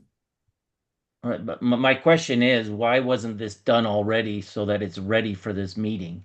If every zoning bylaw amendment that requires the shore to be purchased, the ball should have been rolling on this 5 months ago. Again, we're having to wait for other people to do what they need to do. And how do we know that this process is happening? Throughout this entire zoning bylaw amendment process, We've been waiting and waiting and waiting. Applications sit on Carmen's desk, applications sit on your desk, then they get replied to and sit on Carmen's desk. And we have to keep inquiring about, where is this at? Where is this at? We don't get answers. We don't get answers. We want to know if there's something more we have to do. And then we finally get an answer and there's something more that has to be done. And we're wondering why it hasn't been done yet. Like I'm happy it sounds like this thing's going to go through, but the timing on this, it's just dragging on and on and on. Mhm. So I don't know if you can pass this zoning bylaw amendment and make it conditional upon getting this reference number or whatever you have, and then as soon as it comes in, we're off to the races, applying for a building permit. Yeah, no, Mr. Mayor, that there isn't a zoning bylaw amendment in the agenda, so there hasn't been one finalized at this point. Again, we're awaiting the deposited reference plan. So is this not a zoning bylaw amendment meeting? Statutory meeting under the Planning Act, correct, Mr. Mayor? So it's our understanding that the application has been put in based on your recommendations on what we can and cannot do. We've applied for the zoning bylaw amendment. We've paid for it. We've agreed to the site plan agreement. We've done everything that you've asked. And now you're telling me we're sitting here in this meeting and there's no zoning bylaw application being presented? Mr. Mayor, that the zoning bylaw application was presented, and this is the statutory meeting for the zoning bylaw amendment. Site plan agreement was provided in advance of this meeting so that the applicant had it and was so that was ready in the event that we received a deposited plan, but we haven't received the deposited plan. So that remains the shore road allowance is fundamental to the feasibility of this lot. The shore road allowance process itself evolved because the nature of the shore road changed and it was reconfigured to be made a bit larger. So we just await that deposited plan and we get those legal descriptions into the instruments, and we'll bring it back to council. So when you say we'll bring it back to council, what are we bringing back to council? A zoning bylaw amendment? Correct. Holy cow. This process is not working. So we're months away yet. We're under the impression we've done everything possible to make this happen. We're under the impression that we're at this meeting today to get a yay or a nay on moving forward with this. We're far from that. Where did we screw up? I don't think we did. I think you guys did.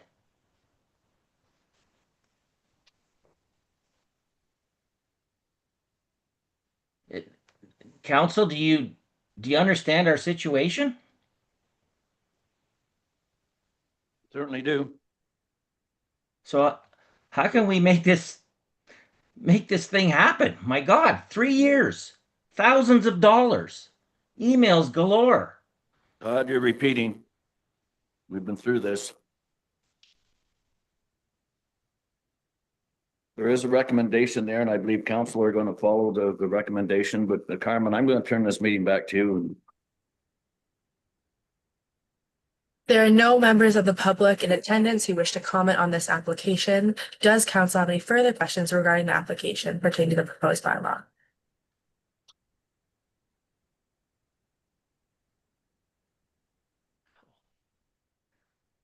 We do have Ms. Townley on the line. Are you wishing to speak? I think the one thing I have what I'm trying to understand is, I do appreciate the work that's gone into this. Thank you. I do appreciate that we're close. It sounds like we're close, so I'm encouraged. It sounds like I just want to know, is there anything that we have to do? Or is this, that's my question. Is there anything that Phil and I have to do now to to move this forward? And then the second thing is, yeah, what is a likely timeline for getting the final, getting the final step and then coming to the additional meeting? Like, what is a likely timeline for that? Chris? Well, if the deposit reference plan, if we get that this week or next week, then the zoning amendment, the site plan agreement get finalized, and the zoning bylaw amendment would come back to the September meeting. Carmen, the shore road allowance transfer procedure, is there anything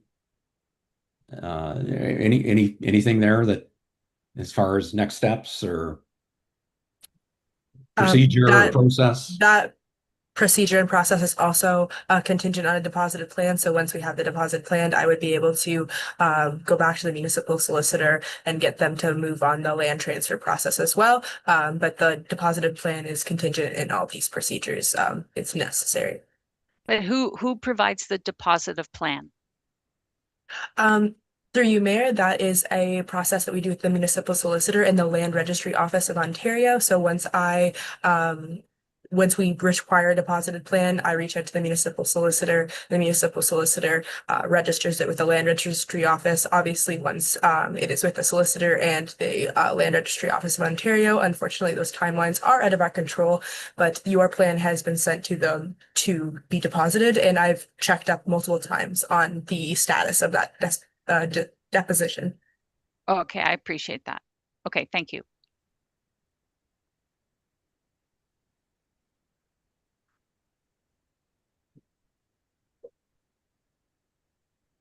Carmen, is that all, or do you have any further comments?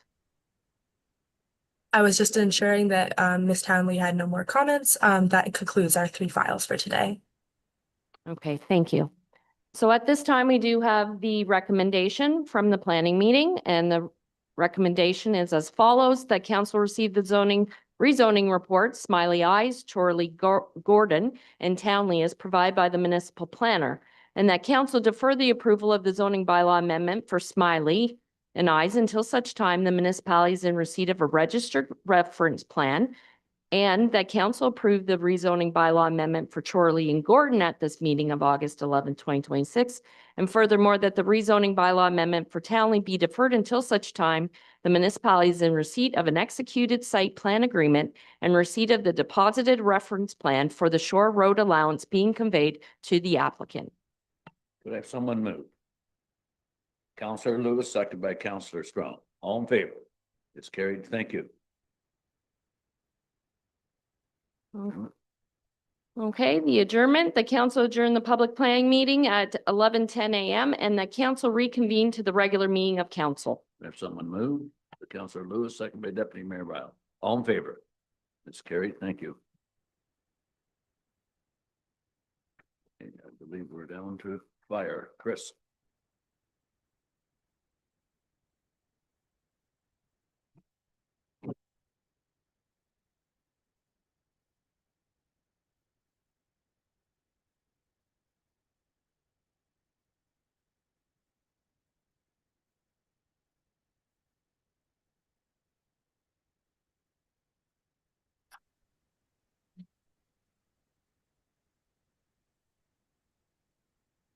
Thank you, Mayor Burton, members of council. Before you have the monthly operations report showing 33 calls for July and 198 calls to the end of July. Remains about 20% higher than the last 5-year average. Showing 5 calls for station 1, 9 calls for station 2, 6 calls for station 3, and 13 for station 4. That's all for that report. Any questions? Resolution? That council receive and accept the fire department July 2026 monthly operations report as submitted by the fire chief as information only. Someone move. Councillor McKenzie, second by Councillor Strong. All in favor? It's carried. Firefighter appointment report. Yes, before you is the appointment report, and the request is that council appoint Jeff Schultz to station 3 for a 12-month probationary period. Any questions? Resolution?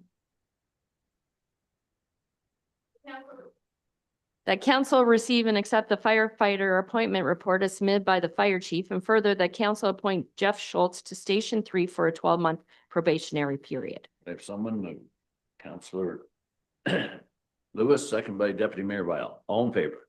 It's carried. Thank you. Surplus vehicle equipment report. Thank you. This is the final report for me today. The scheduled replacement of the 2004 Arctic Cat ATV and trailer is now complete.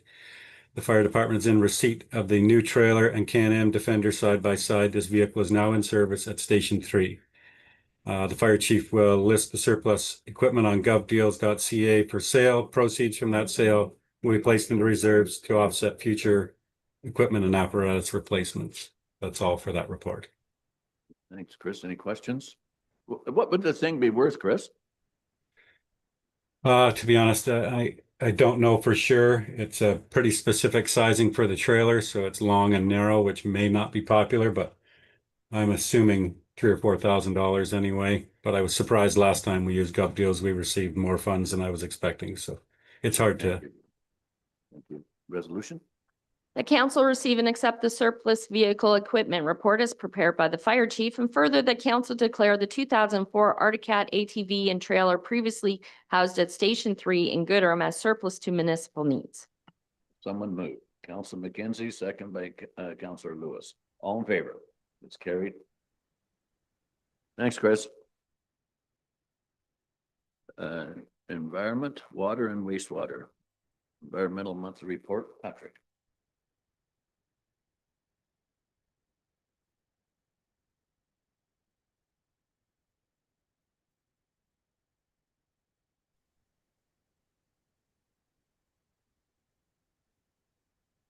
Yes, good morning, Mayor and Council. I believe you have my report before you.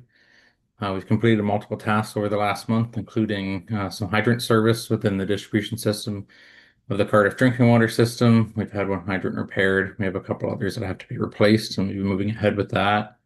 Staff have been out performing isolation and leak detection tasks in an effort to locate about 100 liters a minute that we've been losing to the distribution system. Within the Cardiff Sewage Works, we've posted the annual wastewater report to the website as per new ministry recommendations. Within Wilberforce drinking water system and small systems, we posted all the new signs at the public drinking water taps advising of no bulk water filling and that there is access to potable water. And Cardiff Electric was on site at the Wilberforce drinking water system to assess the pump failure from July. They're going to install a new contactor for the well pump as well as a new breaker in an effort to fix that failure. If there are any questions regarding the report, I'd be happy to answer them. Questions? Seeing none. The council receive and accept the Environmental Department August 2026 operations report as submitted by the environmental supervisor as information only. If someone move, Councilor Lewis, second by Councilor Strong. All in favor? Carried. Thanks, Patrick. Public Works, Roads and Waste, monthly Public Works update.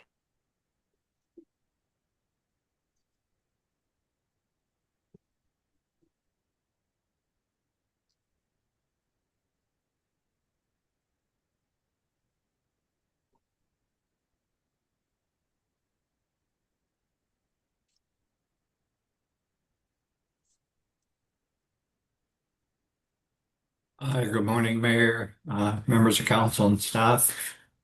Before you is our Public Works update for the month of August. Can't believe it's August already.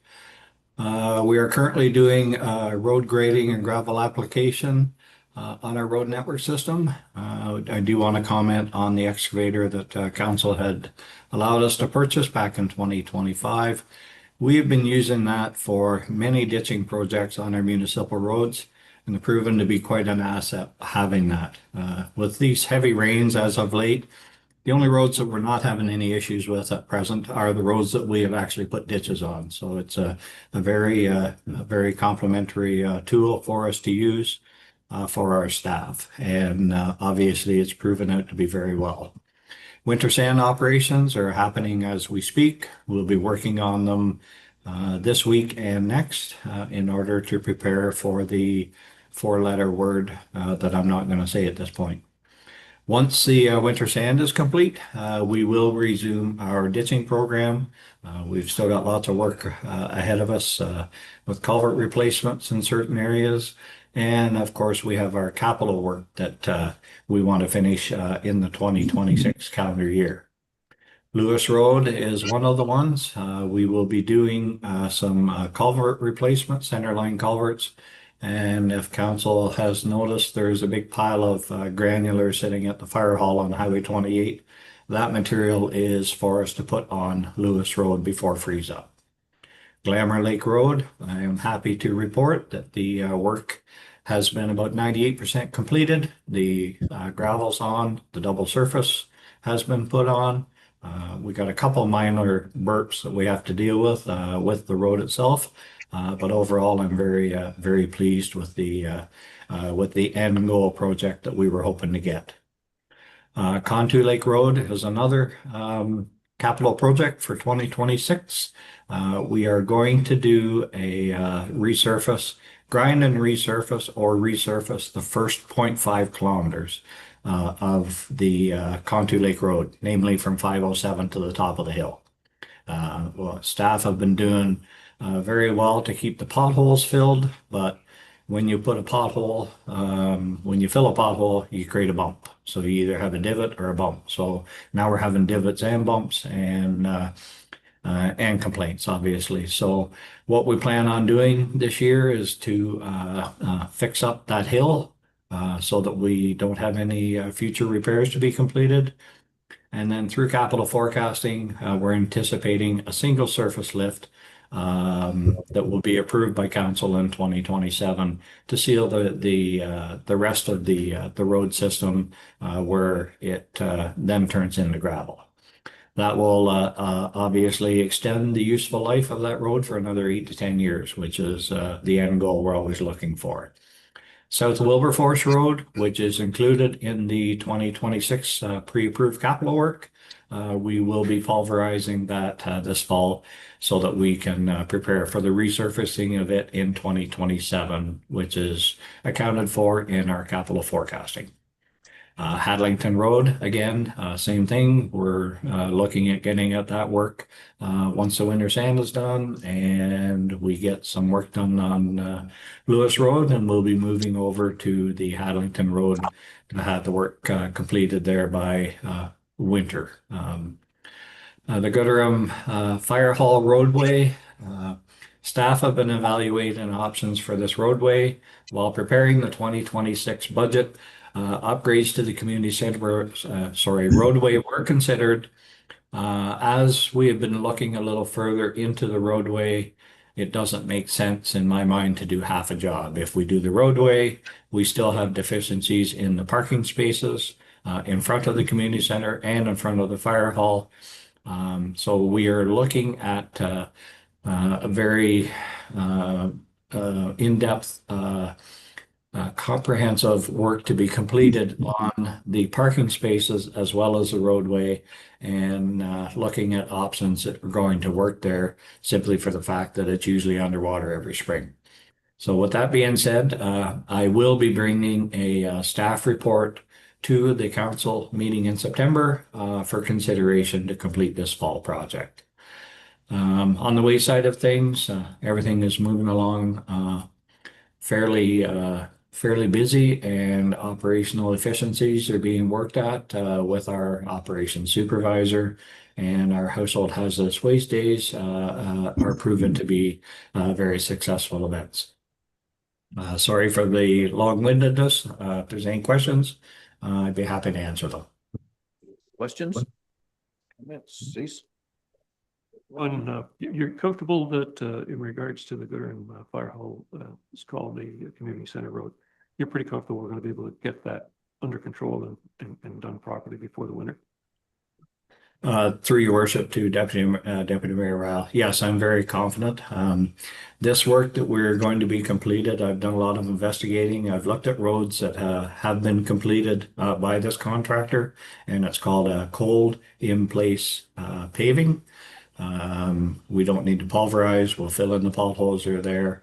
The product that they're looking to put down is cold and mixed paving, and it's done with a paver. So it is a very flexible product that stays flexible. It'll allow material and fluids to migrate through it without breaking the roadbed up. So it seems to be our best choice at this present time. I know the County of Haliburton has a project on 507, which is right at the doorstep of the work that we want to have completed. So I'm working with Miller Paving in order to secure a very good price, and I will have this work completed by this fall before it frees up. So especially if council will afford us a little some more funds to do that work. But I'm very confident that I will have that taken care of this fall. Other questions? Resolution. The council receive and accept the Public Works monthly update as submitted by the Public Works Manager for information purposes only. Guys, someone move. Counselor Lewis, second by Counselor Strong. All in favor? Carried. Go ahead. Yes, council. So before you, we have a request from the County of Haliburton. They submitted this request on June 22nd. It is in regards to naming of a private road. So basically, it's just we want council's consideration with this application, in assigning the name Story to a private road located within Highlands East. County staff have done due diligence. They've reviewed the proposed name in accordance with the county's road naming bylaw.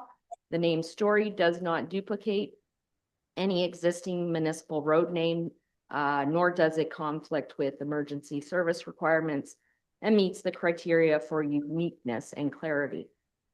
So at this time, all it would be is approval in principle, just so that they can move forward with their signage and with doing some mapping updates. As council is familiar with, every year we do have a road naming bylaw that comes forward from the county. And I suspect that will be happening again, but of course that is typically at a later date. So just to keep things moving is why they're requesting council's consideration in principle of this approval. So I mean, the follow-up will be that I will be reaching out to county with whatever council's decision is today. Okay, questions? Ruth?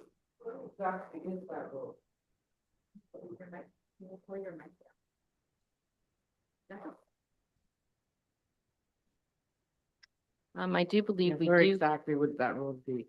Yes, Councillor Strong, I do believe there is a map within the agenda, if we can bring it up. I want to say, honestly, I'm not even sure. It didn't, oh, Tamarack Lake. So we're talking about Glenmorgan. And it looks like it's at one end at English Close. And then it continues on to the east. Yeah. Other questions? Resolution? The council receive and accept this report, private road naming Story, and the council approve in principle the request to name the private road Story, and that staff be directed to advise the County of Haliburton of the approval to move forward with the requirements for signage and mapping updates. We have someone move. Deputy Mayor Ryle, second by Councilor McKenzie. All in favor? It's carried. Parks and Recreation and Facilities, Parks Recreation Facilities Monthly Report. James.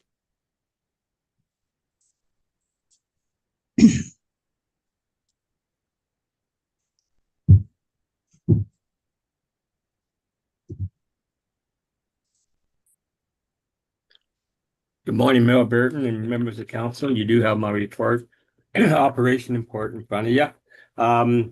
The month of July has been busy, both at the cemeteries as we're redoing a bunch of stuff there as well, cremations and burials. The municipality, we have changed our portable toilet service across the various areas to Murphy's Toilet Service here just recently. The community centers have been very active in all areas as well.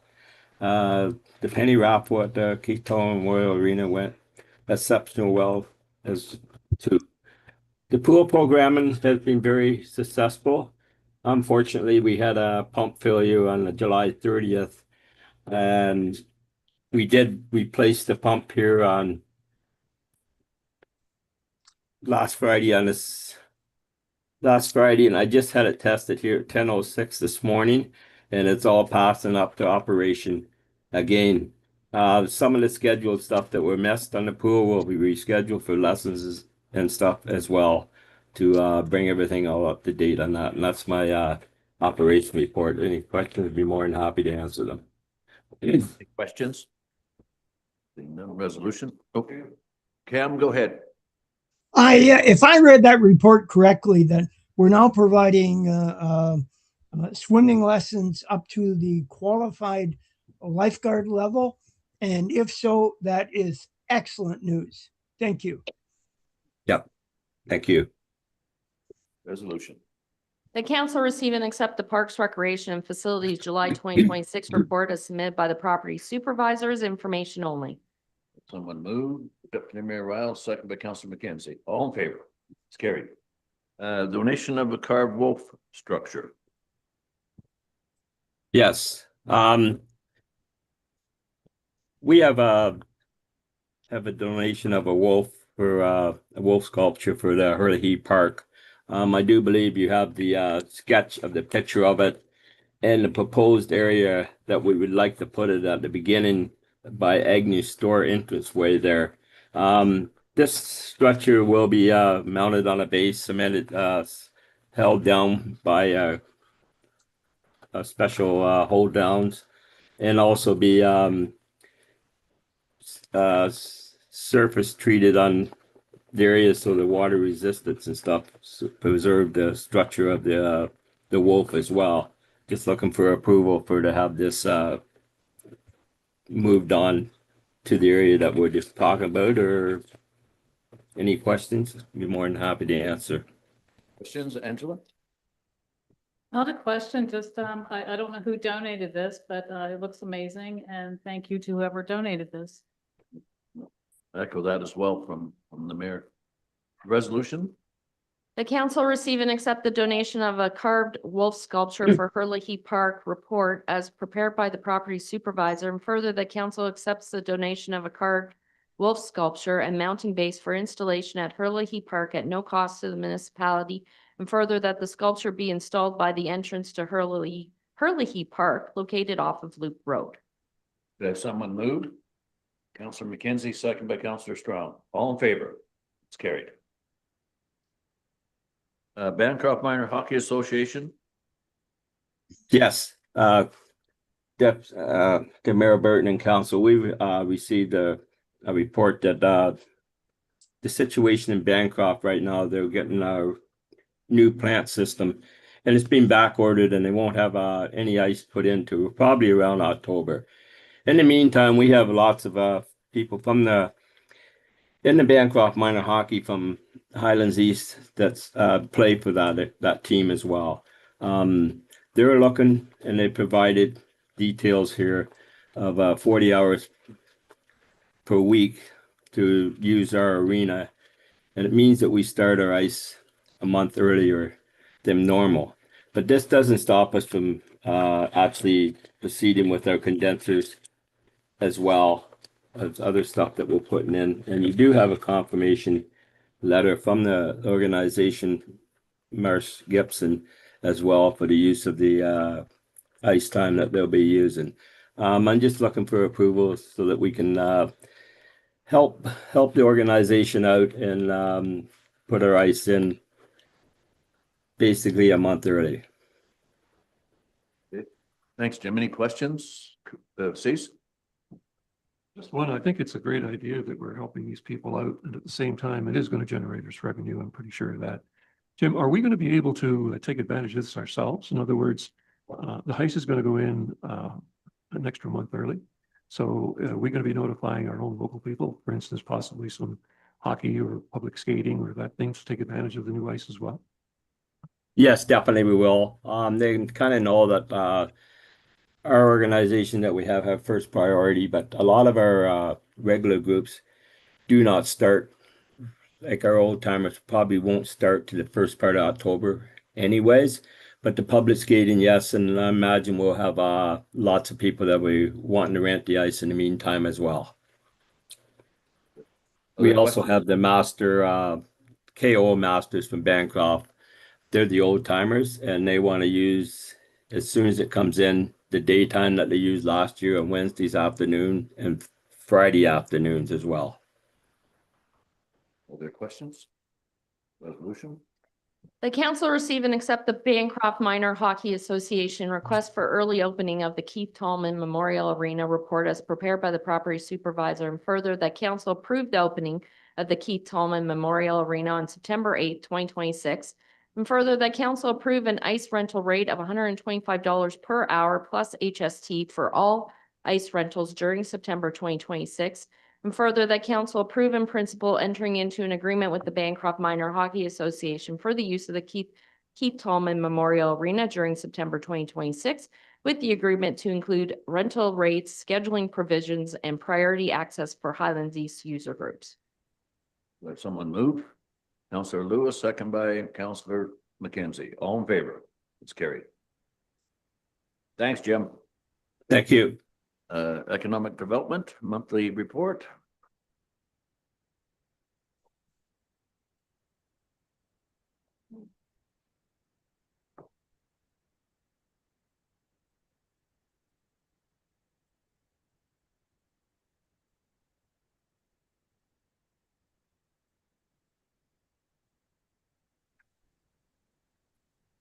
Good morning, Mayor and Council.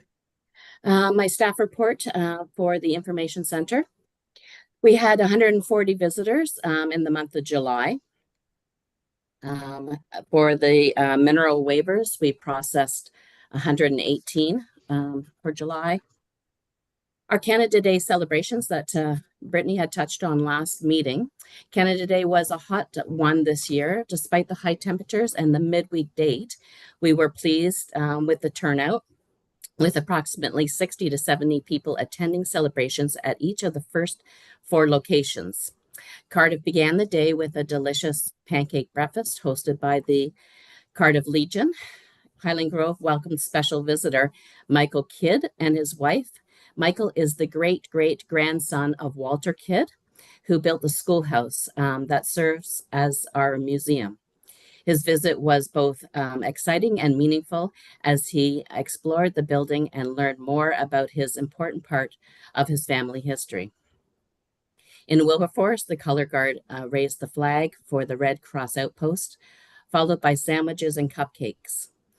The Wilberforce Agricultural Fair joined the celebration with large games and live music by Phil O'Reilly outside the curling club, while the Central Food Network added to the facility with 1 hour open house. The day concluded in Gooderham with approximately 800 people enjoying live music, a barbecue, and a spectacular fireworks display presented by Station 3 Fire Department. One social media post captured the day well. Thank you to everyone who made this day possible. Our community spirit is what makes this place so great to call home. The Giant Penny Raffle. The annual Giant Penny Raffle was held on Saturday, July 18th, with this year's theme, Clowning Around. The event was organized by the Wilberforce Fundraising Group, the Wilberforce Agricultural Fair, and the Wilberforce Heritage Guild. More than 330 people attended and had a chance to win from over 300 prizes donated by local businesses and community members. The event also included a 50-50 draw, door prizes, a snack bar, large games, outdoor games, face painting, and the always popular hat parade. The fire department entertained attendees with a human version of a slot machine, which drew plenty of laughs. Dorothy Graham Real Estate and Darlene Reel from Century 21 also generously provided free hot dogs. Before the raffle began, the Wilberforce Community Curling Club served a delicious spaghetti dinner. It was wonderful to see so many local organizations coming together to create a fun and memorable event for the community. Time capsule. At a previous council meeting, council approved time capsule as part of the 25th anniversary. A container is being ordered. Items already including Highlands East branding items such as carabiner, pen, magnet, along with a current photo of council event flyers and a geocoin. Staff welcome any further suggestions or additions, items that council may wish to include in the time capsule. Puzzle. As part of the 25th anniversary, council approved the creation of a jigsaw puzzle. The proofs are attached for council's review and approval. Our order of 50 puzzles allows for 2 scenes, and the attached proofs include both a winter and a summer scene, as well as an example of the puzzle will look as when they are cut. Each puzzle will be 192 pieces. The order will be split evenly with 50 of each scene, or divided in another combination as council prefers. The outside of the box includes a QR code linking to the Highlands East website. Geocaching. I'm also pleased to announce, to report that the 25th anniversary geocache has been placed at North Bay Beach. The first find occurred within the first day. And 2 more participants have since shared their findings. To access the cache, visitors insert a quarter for 25 into the slot at the top. The quarter travels through past labeled Monmouth, Cardiff, Glamorgan, and Bycroft, the former townships that now make up Highlands East. When the quarter reaches the bottom, a side door opens with the logbook to sign. This is a nice addition to Tupper's collection. That's the end of my report. Any questions? Comments? Resolution. The council receive and accept the Economic Development July 2026 report as submitted by the Economic Development Coordinator as information only. Someone move. Councillor Lewis, second by Councillor Strong. All in favor? It's carried. A beautification update and follow-up. Yes, thank you, Mayor and Council. So the beautification update, following the July 11th, 2026 council meeting, council deferred a decision regarding the proposed beautification project for Highlands East to allow members an opportunity to discuss with their representative community groups. Council did authorize the landscape of the municipal gardens. Given the current stage of the season, the gardens will be weeded and maintained for the remaining of the year, with further enhancements planned for the spring of 2027. In addition, the property department has reviewed the information kiosks and that have been leaning, and has undertaken repairs to the Highland Grove event sign. Staff invite council to provide any feedback received from their community groups and to offer further direction regarding beautification suggestions previously brought forward. I also like to say thank you to Jim and staff for switching up the porta potties. I think it's going to go a long way with making our beautification too. That's the end. Any questions? Resolution. The resolution as it reads, it is asking for council's direction on how to proceed with various beautification updates, which was provided to council last meeting. So I don't know if council. Cease. Okay. Nothing. Okay.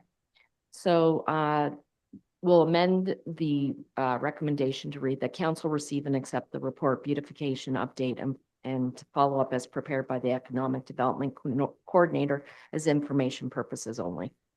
Someone move, Councillor McKenzie, second by the Deputy Mayor Ryle. All in favor? Carried. Thanks, Michelle. Thank you. IT, Information Technology Monthly Report, Heath.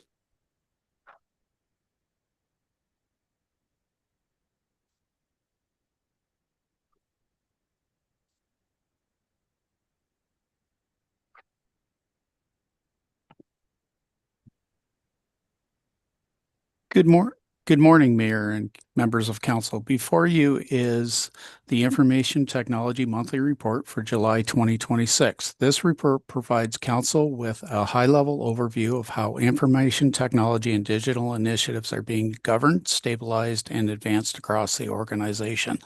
The report highlights progress related to system modernization, risk management, and governance activities that support reliable municipal operations and service delivery. It also reflects ongoing efforts to enable staff through training and structured change management as technologies and processes evolve. I'm happy to answer any questions council may have. Questions, comments, resolution? That council receive and accept the Information Technology July 2026 Operations Report as submitted by the Deputy Treasurer for information purposes only. Someone move. Councillor Lewis, second by Councillor Strong. All in favor? Carried. Approval of accounts. Yes, thank you, Mayor. Before you are the approval of accounts. The report summarizes the accounts paid for the month of July 2026, totaling $744,832.25. I am happy to answer any questions council may have. Questions? Resolution. The council receive and accept the Finance Department July 2026 Consolidated General Accounts Report in the amount of $744,832.25 as information only. Do I have someone move? Councillor Lewis, second by Councillor Strong. All in favor? It's carried. Thanks, Heath.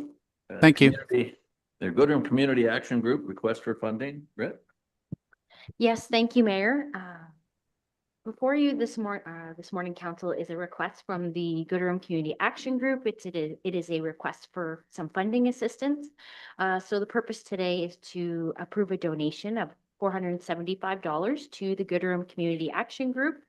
The group is requesting a donation to assist with the operations of community events that they held or have held or holding throughout the 2026 year, including Family Day, Kids Christmas Party, and the Christmas Dinner.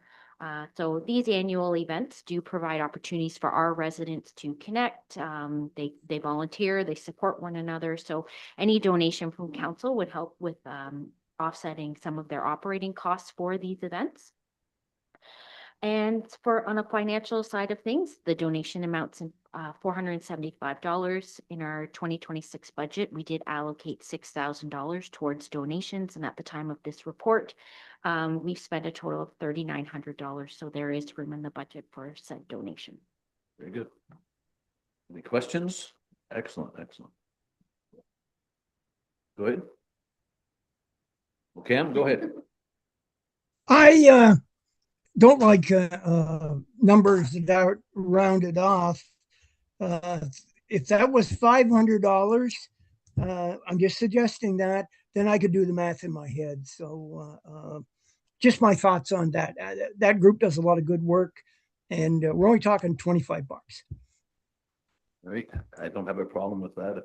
Can we change that, Britt? No, yes. Thanks, Cam. You're welcome.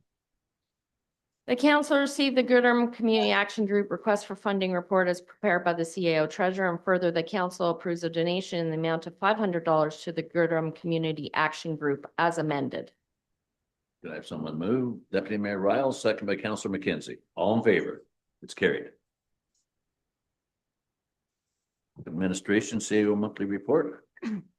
Yes, thank you again, Mayor. Just a couple of notes for council for the month of July. As it pertains to our electronic data records management program, our records management clerk has been quite busy.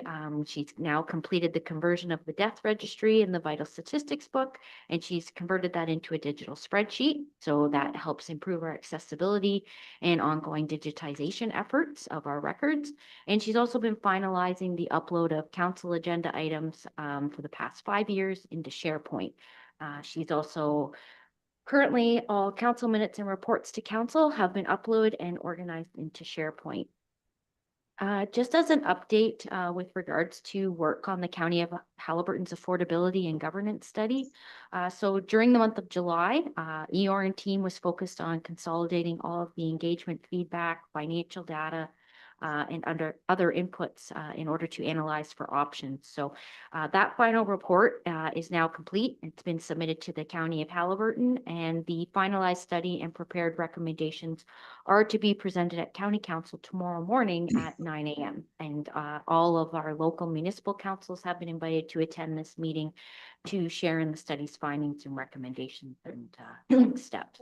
And then, of course, we've within the report, just a variety of other operational activities that the Finance and Administration Department have been working on over the month of July and August.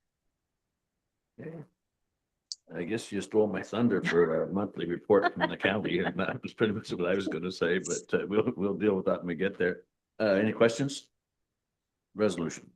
The council receive and accept the CAO monthly report, August 2026, as submitted by the CAO treasurer's information only. Have someone move?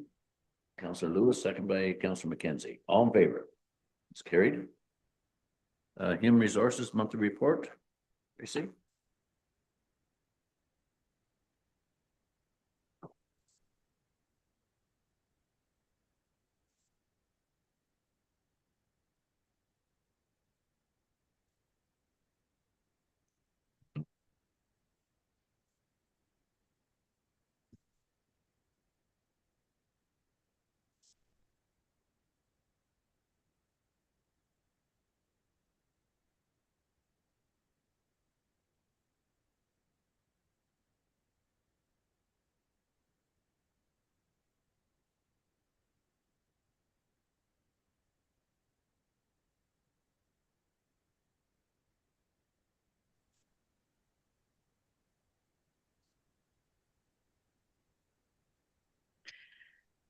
Good morning, Mayor and members of council. Can you hear me?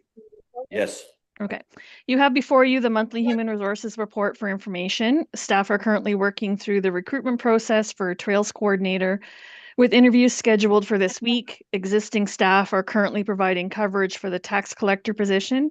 Staff are currently working on policy review and development, and all other daily and monthly payroll processes continue. I would be happy to answer any questions you may have at this time. Questions? Resolution? The council receive and accept the Human Resources Monthly Report, August 2026, as submitted by the HR Payroll Coordinator for information purposes. Have someone move? Councillor Strong, second by Councillor Lewis. All in favor? It's carried. Election update, Robin? Yes, council. So this is the second election update that is being brought to you. Basically, I'm just going to touch on some of the highlights. As you all know, that the nomination period opened on May 1st and it will close on Friday, August 21st at 2 p.m. Again, packages are available at the municipal office in Wilberforce, and the Form 1 and 2 is also available through our website. It is a provincial form. It is not a Highlands East form. And so the link will take you into the provincial website. Just touching on nominations to date. Sorry, my voice. We do have in the mayor's race, Dave Burton, Stephen Cottfeld, Crystal Ann Pegg, and Mike Killingsworth. For Bycroft, Ward 1, we have Bill Easton and just recently Don Meharry. For Cardiff, Ward 2, we have Angela Lewis and Joanne Gould Green. For Glenmorgan, Ward 3, we have Cecil Riel and Arlene Quinn. And for Monmouth, we have Ward 4, We have Ruth Strong and most recently, Amy Toy. I want to touch on the election sign bylaw that went out in all the packages. I am asking for an amendment at this meeting, and the amendment pertains to the timing of the election signs. So currently, the way it reads is that sorry, I just gotta find my bearings here. It currently reads, in the case of a municipal election prior to nomination day, as set out in the prescribed legislation. And now my intent was that it was nomination period. And it is also stated that on our website currently. So I am asking for the amendment to be nomination period. And on the, of course, the filing of the nomination papers to the clerk or deputy clerk. So that's it on the election signage. I don't feel there should be any issue because as soon as you file your papers, the campaigning begins. Some municipalities have sign bylaws, some don't. They all vary. But I do just suggest, because we are under the MTO as well as the County of Haliburton's guidelines, they are slightly different. Moving on, just touching on our help and voting center locations. So from August 14th is we will get the deliver of the PLE from Elections Ontario. That will go into our what it is, DataFix, which is our database that we use throughout the election for making additions and amendments, and on election day, of course. So from August 14th through to September 30th, eligible electors can visit the municipal office between office hours, of course, from 9 to 4:30. From the period of October 1st to October 25th, everyone can visit the Lloyd Watson Center right here between 9 a.m. to 4:30. Of course, on October 26th, it will be 9 a.m. to 8 p.m. We do have to have some work conducted to make that viable to use this area for elections. And of course, as you know, that is because we can't facilitate a secured location in our municipal office side due to restraints on space. And so County IT will be implementing, just so we can have the technology and such that we need to do to be able to assist electors fully. I'm just going down since September 1st is actually the official timeframe for electors to be able to come in, have themselves added or removed, or any sort of revisions. It can be several different kinds of revisions. Having said that, I mean, that period will go on from September 1st right through, of course, until the election. Just see what else we can touch on. Voters information letters, because this is all currently real time right now. So, these deadlines are just, some of them are just transpiring now. Voter information letters will be going out to all eligible electors the beginning of October. Okay. We do ask that if you don't receive your VIL by, say, October 13th or 14th, that you please reach out to the municipality. Having said that, I do know we have been, putting the information out there, but it is substantially crucial that everybody goes on and checks to see if you're registered. It does not matter that if you've been here for 50 years and you've been on every voters list, it doesn't matter, because there are people that aren't on it, that are in that exact situation. And every election, I mean, the voters list is the biggest portion of this. And so I can't stress enough that you please go on and register. Don't assume, because your assumption might be wrong. And I guess if council has any questions, I mean, we're here to assist and help in any way we can. Cease. I just had one, and that was in relation to where I live. Yes. And I was kind of shocked that when it came back, it said Highlands East and in brackets Minden, Ward 3. Yes, I thought it exactly. was kind of interesting. Yes, and so what Deputy Rael is, Deputy Mayor Rael is referring to is something, and I was going to address it, and it is actually we're going to post it on our website. Is so when you go in to register, you'll get a printout. And on the printout, it will say the municipality name. And so it'll have the municipality of Highlands East. But then you'll have in brackets, and it could be Gooderham, it could be Minden, it could be Bancroft. What's in bracket is referencing Canada Post mailing addresses. So if you're on the border, or say like, let's say Potash Lake, for example, I'll reference that, and you are under our R3 Bancroft for mailing. If you go on to check for registration, you are going to see you're in the municipality of Highlands East as an eligible elector, but in brackets, you're probably going to have Bancroft that appears. And they've put that in because that is Canada's Post, basically their regions on how they distribute the mail.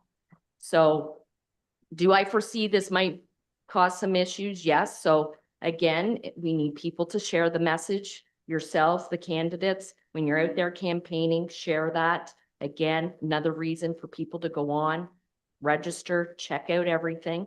But if you do see it in bracket that it doesn't say Highlands East or a specific ward in Highlands East, it's because it's referencing your mailing address. And this has been done by Elections Ontario, because Elections Ontario is dealing with the broad spectrum for all the province. And so things have been quite different this time around. It's not just, for municipal government. They're holding that list for every level of, provincial government and municipal government. And so this is just something that we had to get clarification on, and that is the reasoning behind it. Please. So I would assume that it comes down to postal code, which is kind of interesting because I live in, my postal code that I use is K0M1R0. But if you were in Linden Hills, which is next door, it would be K0M1X0. So the reason that they can't find me is because I'm listed under the Gooderham KOM1R0. But according to the federal government, I'm in KOM1X0. Is that correct? I wouldn't want to comment on the rationale, how Elections Ontario is, structuring when you go in, because I didn't understand, what that was in brackets until we got that explanation. I do know when people are filing, it does say you must fill out your postal code. And again, that's a provincial form. And having said that, though, that's not relevant in smaller municipalities, because again, you're in a different mailing area compared to where you live. I can say, for example, in my situation, not current, but previous. Okay, I lived in one municipality. My mail was under a town. My phone number was under another town. So, each of these agencies of the province have different regions and such. So the postal code is a whole nother thing. Like I said, in our reasoning on the form, it doesn't really make sense because we're a smaller municipality. If you're in the town of Whitby or something, right, they have all the postal codes just for there. But here it's very different. And that's all I can provide at this time, because I can't speak exactly how Elections Ontario is. So if you see that if you see that on your thing, don't panic. You're still in Highlands East, regardless of whether it says Bancroft. That's right. or They have whatever. confirmed if you're seeing your municipality is Highlands East, you're in Highlands East. You're an eligible elector in Highlands East. Okay, but I think that's what most people are going to be worried about. They're going to see Minden, they're going to say, oh God, or they're going to see Bancroft and say, whoa. That's right. That's right. And I totally can understand, where that can cause some confusion for sure. Okay. Unfortunately, we're following Elections Ontario's lead. Other questions? Ruth? Yes, Robin, on the information here, it says from the period of August 14th to September 30th, eligible electors may visit the municipal office located in Wilberforce. Is that to vote or is that just for information? No, that is strictly to get assistance, like for removing your name or adding yourself. Advanced voting, and I probably should have, I stated this, I'm not sure if it was in my previous update. Advanced voting is going to start on October 16th, which is a Friday, okay? And so you have that period of advanced voting. At that time, then it kind of flips to our election voting center. But from the period that is within the report, Ruth, from August 14th, because as of August 14th, we have the PLE. It is brought from Elections Ontario, not to us directly, but to our vendor. From that time, then we can see, because right now there's no voters list. In our eyes and in legislation, there's no list. But as of August 14th, then we'll be able to see, okay, who is on that list. So of course, if there's any kind of changes, name change, because marriage or your living situation, you have to come. There are specific IDs that, you know, you need identification, photo ID, you need ID, showing your qualifying address. You're going to have to provide all that. And I mean, that information is on our website. And by all means, if people call in, you know, we will be providing that information as well to them. Because we're here to assist in getting that voters list accurate, so those individuals get a voter information letter. So what time frame then, or is there a time frame that people can come into the municipal office and have help to vote? October 16th is when the advanced voting starts. Okay. So that's when eligible electors can begin voting anywhere. Any time of day online. Here, it would follow our business hours. Okay, October 9 to 16th. 4:30. Yes, yeah. And it'll be here in the Lloyd Watson. Please. One last question. So in short. Yeah. If somebody cannot find out whether they are or are not on the voters list, from August the 14th to the end, they can come into the office. Somebody will help them get on the list. That's right. Okay, that's it. The other questions? Resolution. The council receive and accept the report election update as provided by the municipal clerk as information. By someone move, Council McKenzie, second by Deputy Mayor Ryle. All in favor? It's carried. Planning Department monthly. Carmen coming back. Is Carmen coming back?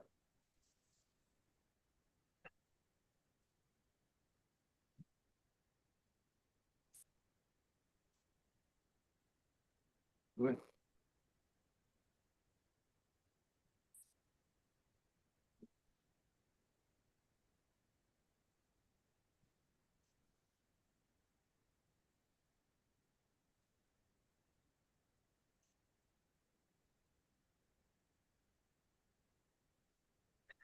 Good afternoon, Mayor and Council. Today's planning agenda includes my monthly report and some planning application for Mayor and Council's consideration. Before you are the monthly operations to the Planning Department, and I am available to answer any questions you should have. Questions? Resolution. The council receive and accept the Planning Department July 2026 operations report as submitted by the planning technician as information only. There's someone move, Council McKenzie, second by Councilor Strong. All in favor? It's carried. Shoreline Road allowance purchase.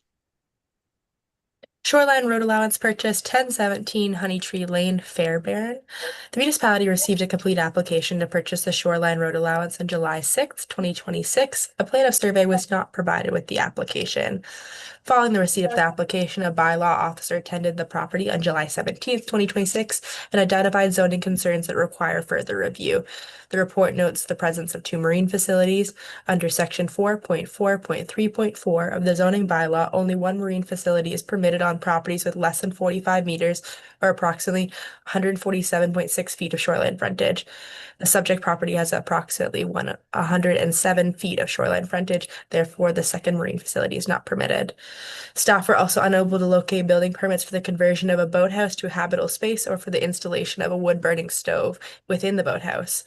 An updated plan of survey is required to determine the exact location of all structures, confirm setbacks, identify the extent of the available shoreline road allowance, and establish setbacks from the high water mark. Given the existing zoning concerns, staff are recommending that council approve the application in principle only, subject to several conditions being satisfied before the shoreline road allowance can be declared surplus and conveyed. End of report. Questions? Resolution? The council receive and accept the report Shoreline Road Allowance Purchase 1017 Honey Tree Lane, Far Barn, as prepared by the planning technician, and the council approves in principle an application to close and purchase the Shoreline Road Allowance from Farburn and direct staff to forward to the municipal solicitor for circulation, and further, that prior to rendering the land surplus to municipal need and permitting the disposition of the shoreline. The applicants provide an up-to-date plan and survey of the shoreline road allowance in accordance with the shoreline disposition policy for staff review. Two, the applicants address non-compliant zoning issues through the approval of a zoning bylaw amendment to recognize the existing dwelling and attached deck and boathouse located within the shoreline road allowance, and also address, remove, and or relocate any non-compliant or unlawful buildings and structures. And finally, prior to completion of the shoreline road allowance sale, the owner shall provide written consent and pay the fee for a deeming bylaw to permit the upland lot and the conveyed shoreline road allowance to merge on title. Do I have someone move? Councillor Lewis, second by Councillor Strong. All in favor? Carried. Shore road allowance purchased. A bylaw to stop up and close and convey. Shore road allowance purchase, a bylaw to stop up, close, and convey applicant Chorley Gordon. The municipality received a complete application to purchase the shoreline road allowance on May 5th, 2025. A plan of survey was provided at the time of the application.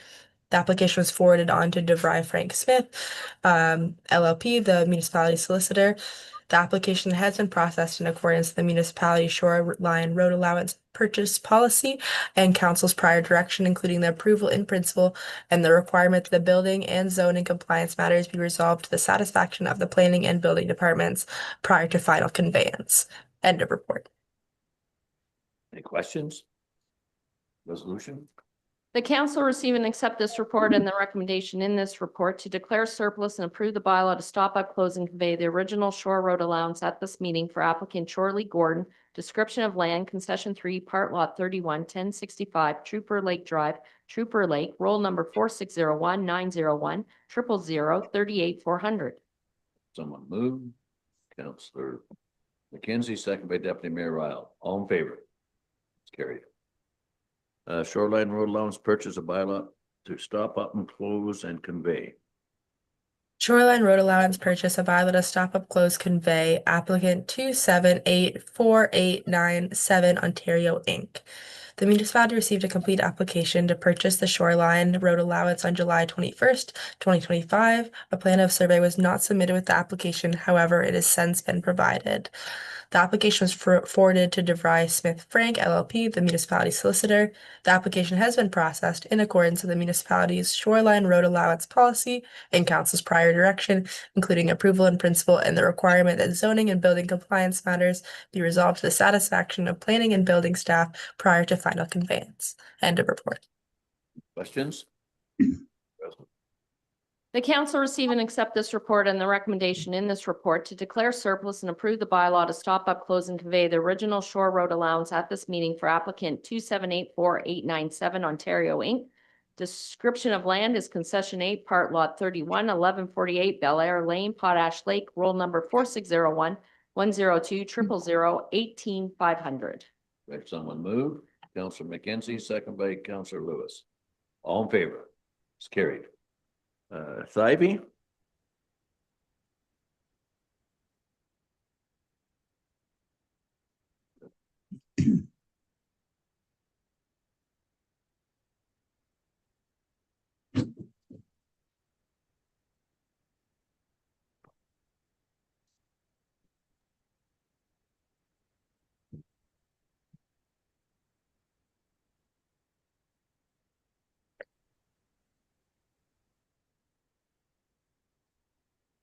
Sorry, I just got back in, Mr. Mayor.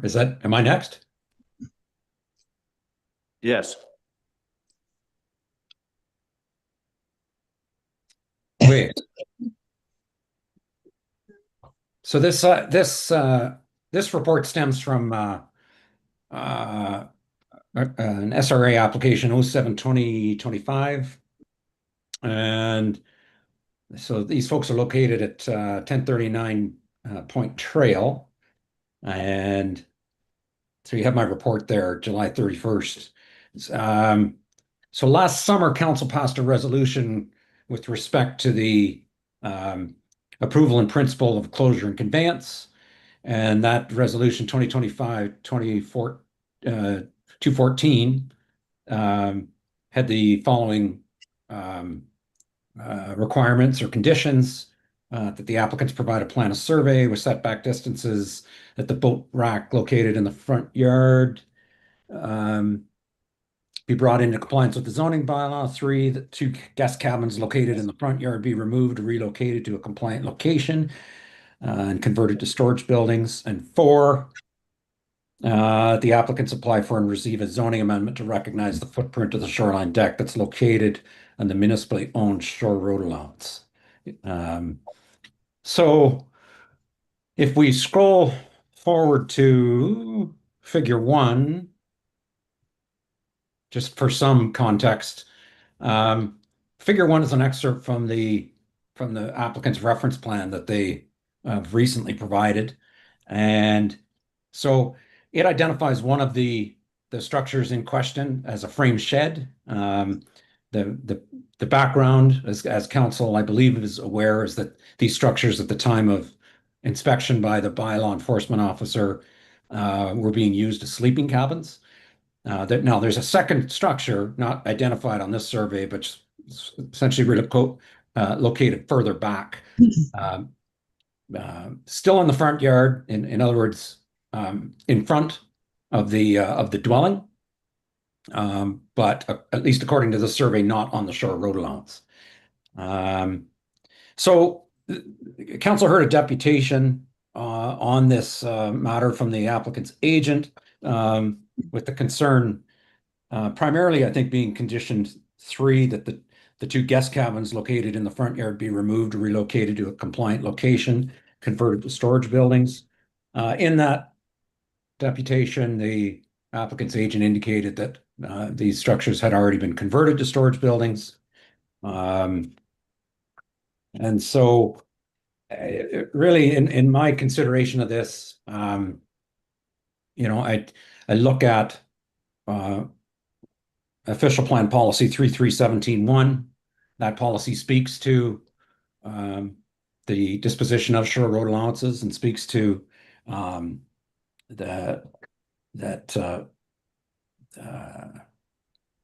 that council shall continue to offer those lands to be purchased, which have historically been identified as shore road allowances. Council may also establish agreements with prospective purchasers to maintain the natural vegetative state of the shoreline, to require existing buildings and structures located on the shore to be removed. Where existing buildings cannot be removed, an amendment to the zoning bylaw shall be required to address areas of non-compliance with the implementing zoning bylaw. The municipality also has a policy related to the disposition of original shore road allowances. Item 10 on that application indicates that shoreline structures shall be closely scrutinized. Council may require the relocation or removal of structures that are non-compliant with the municipality zoning bylaw. On balance, Mr. Mayor, Council, I see no particular reason to modify or amend this resolution. My perspective is that there is matters of non-compliance apart from these 2 structures that need to be addressed through the zoning amendment. And my suggestion is that the applicant simply proceed with that zoning application process. And At that time, council again can further vet or consider the issue related to these structures in the front yard and how they want to proceed with them at that time. That's my report on this, Mr. Mayor and Council. Any questions? Resolution? The council receive and file the report provided by the municipal planner for information purposes, and furthermore, that council confirms resolution 2025-214 shall remain unchanged. If someone move, Counselor McKenzie, second by Counselor Lewis. All in favor? It's carried. Thank you. Thanks, Chris. County council report or council report, like Brittany had said earlier, our governance report is coming forward tomorrow. We have asked all the lower tiers to come in either by Zoom or in person, and I'm looking forward to tomorrow very, very much. Zace, have you got anything? Not really. We do have a delegation from the health unit going to AMO. But that's yet to be, nothing has come from that yet, other than we're scheduled to be there. Okay, thank you. We're going to leave the regular. Danza? I just have a question, with the county. I believe I read in the paper something about the one window. Do we have any information on that? Like, does that come to, does the county vote on that, or does that come to the lower municipalities? You know, I read all about that one window, for planning. And so can you shed a little light on that? I'm not even sure about the one window. Zace? No, what I think what you're referring to, if I'm correct, they're investigating the opportunity. Right now, there's, I guess, 5 different ways you can actually get a planning permit sorted out. So what they're trying to do now is to look at a single way, one way that would apply to all 5 jurisdictions. Whether it starts at the lower tier or the upper tier, the general consensus of opinion, it would make more sense to start at the county level. Why? Because there's only one, and then it would flow down to the various lower tiers. In that respect, there would be a common starting point for everybody, and then the checkpoints or points of where interface would be with the individual municipalities would occur in the same order as you come down. So if you've got a certain application went through the county, and then you needed approval from your lower tier, then that would occur at the same time in the process across all 4 of the lower tiers. And so at the end of the day, if it works the way that they're projecting it could work, it would be a much more streamlined and easier process for the average person to follow, and hopefully cost effective. And we would have amendments in there for probably each municipality. Okay, so we're going to leave the regular meeting of council. The council moves out of the regular meeting into closed meeting in order to discuss matters pertaining to 239B, personnel matters about an identifiable individual, including municipal or local board employees. D, labor relations or employee negotiations pertaining to the finance department. E, litigation or potential litigation, including matters before administrative tribunals affecting the municipality or local board. Or F, advice that is subject to solicitor-client privilege, including communications necessary for that purpose pertaining to a court application. And I, a trade secret or scientific, technical, commercial, financial, or labor relations information supplied in confidence to the municipality or local board, which, if disclosed, could reasonably be expected to prejudice significantly the competitive position or interfere significantly with the contractual or other negotiations of a person, group of persons, or organization pertaining to the integrity commissioner. Have someone move? Councillor McKenzie, second by Deputy Mayor Ryle. All in favor? Carried. Thank you.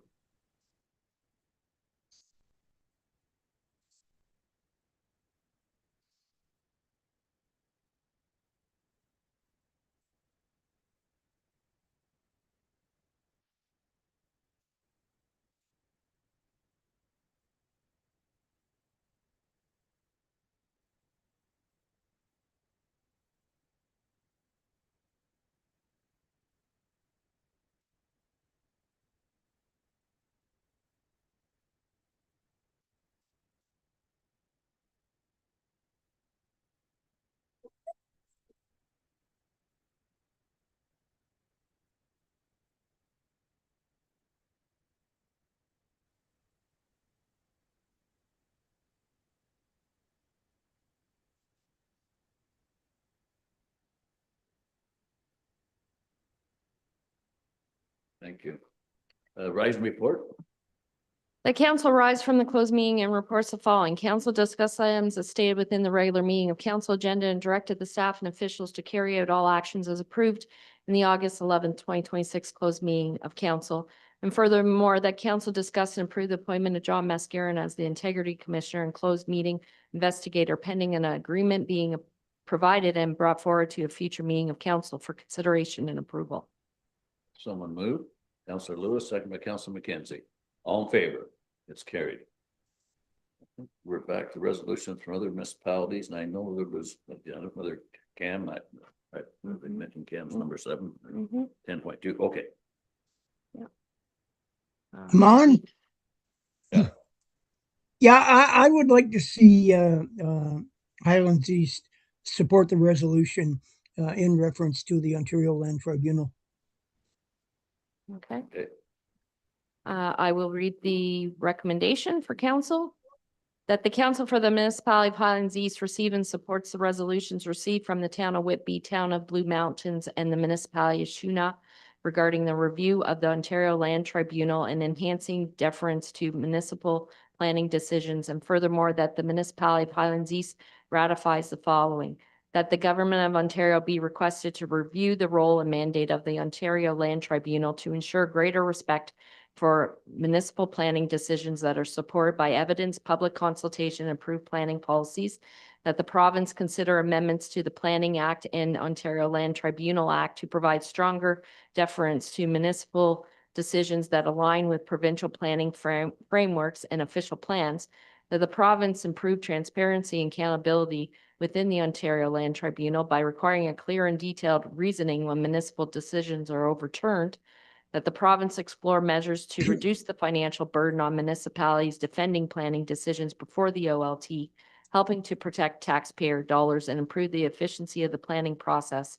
And finally, that staff be directed to circulate the resolution to the Premier of Ontario, Minister of Municipal Affairs and Housing, and the Association of Municipalities of Ontario as amended. Okay, moved by Cam, second.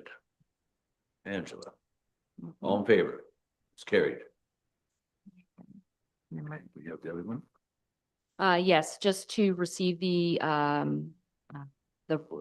rest of those, it's that council receive and file the resolutions from other municipalities levels of government as submitted for the regular meeting of council of August 11, 2026. Have someone move. Deputy Mayor Ryle, second by Councillor Strong. All in favor? It's carried. Correspondence. The council received the correspondence as submitted at the August 11, 2026 regular meeting of council. Someone move. Councillor McKenzie, second by Councillor Strong. All in favor? It's carried. Bylaws.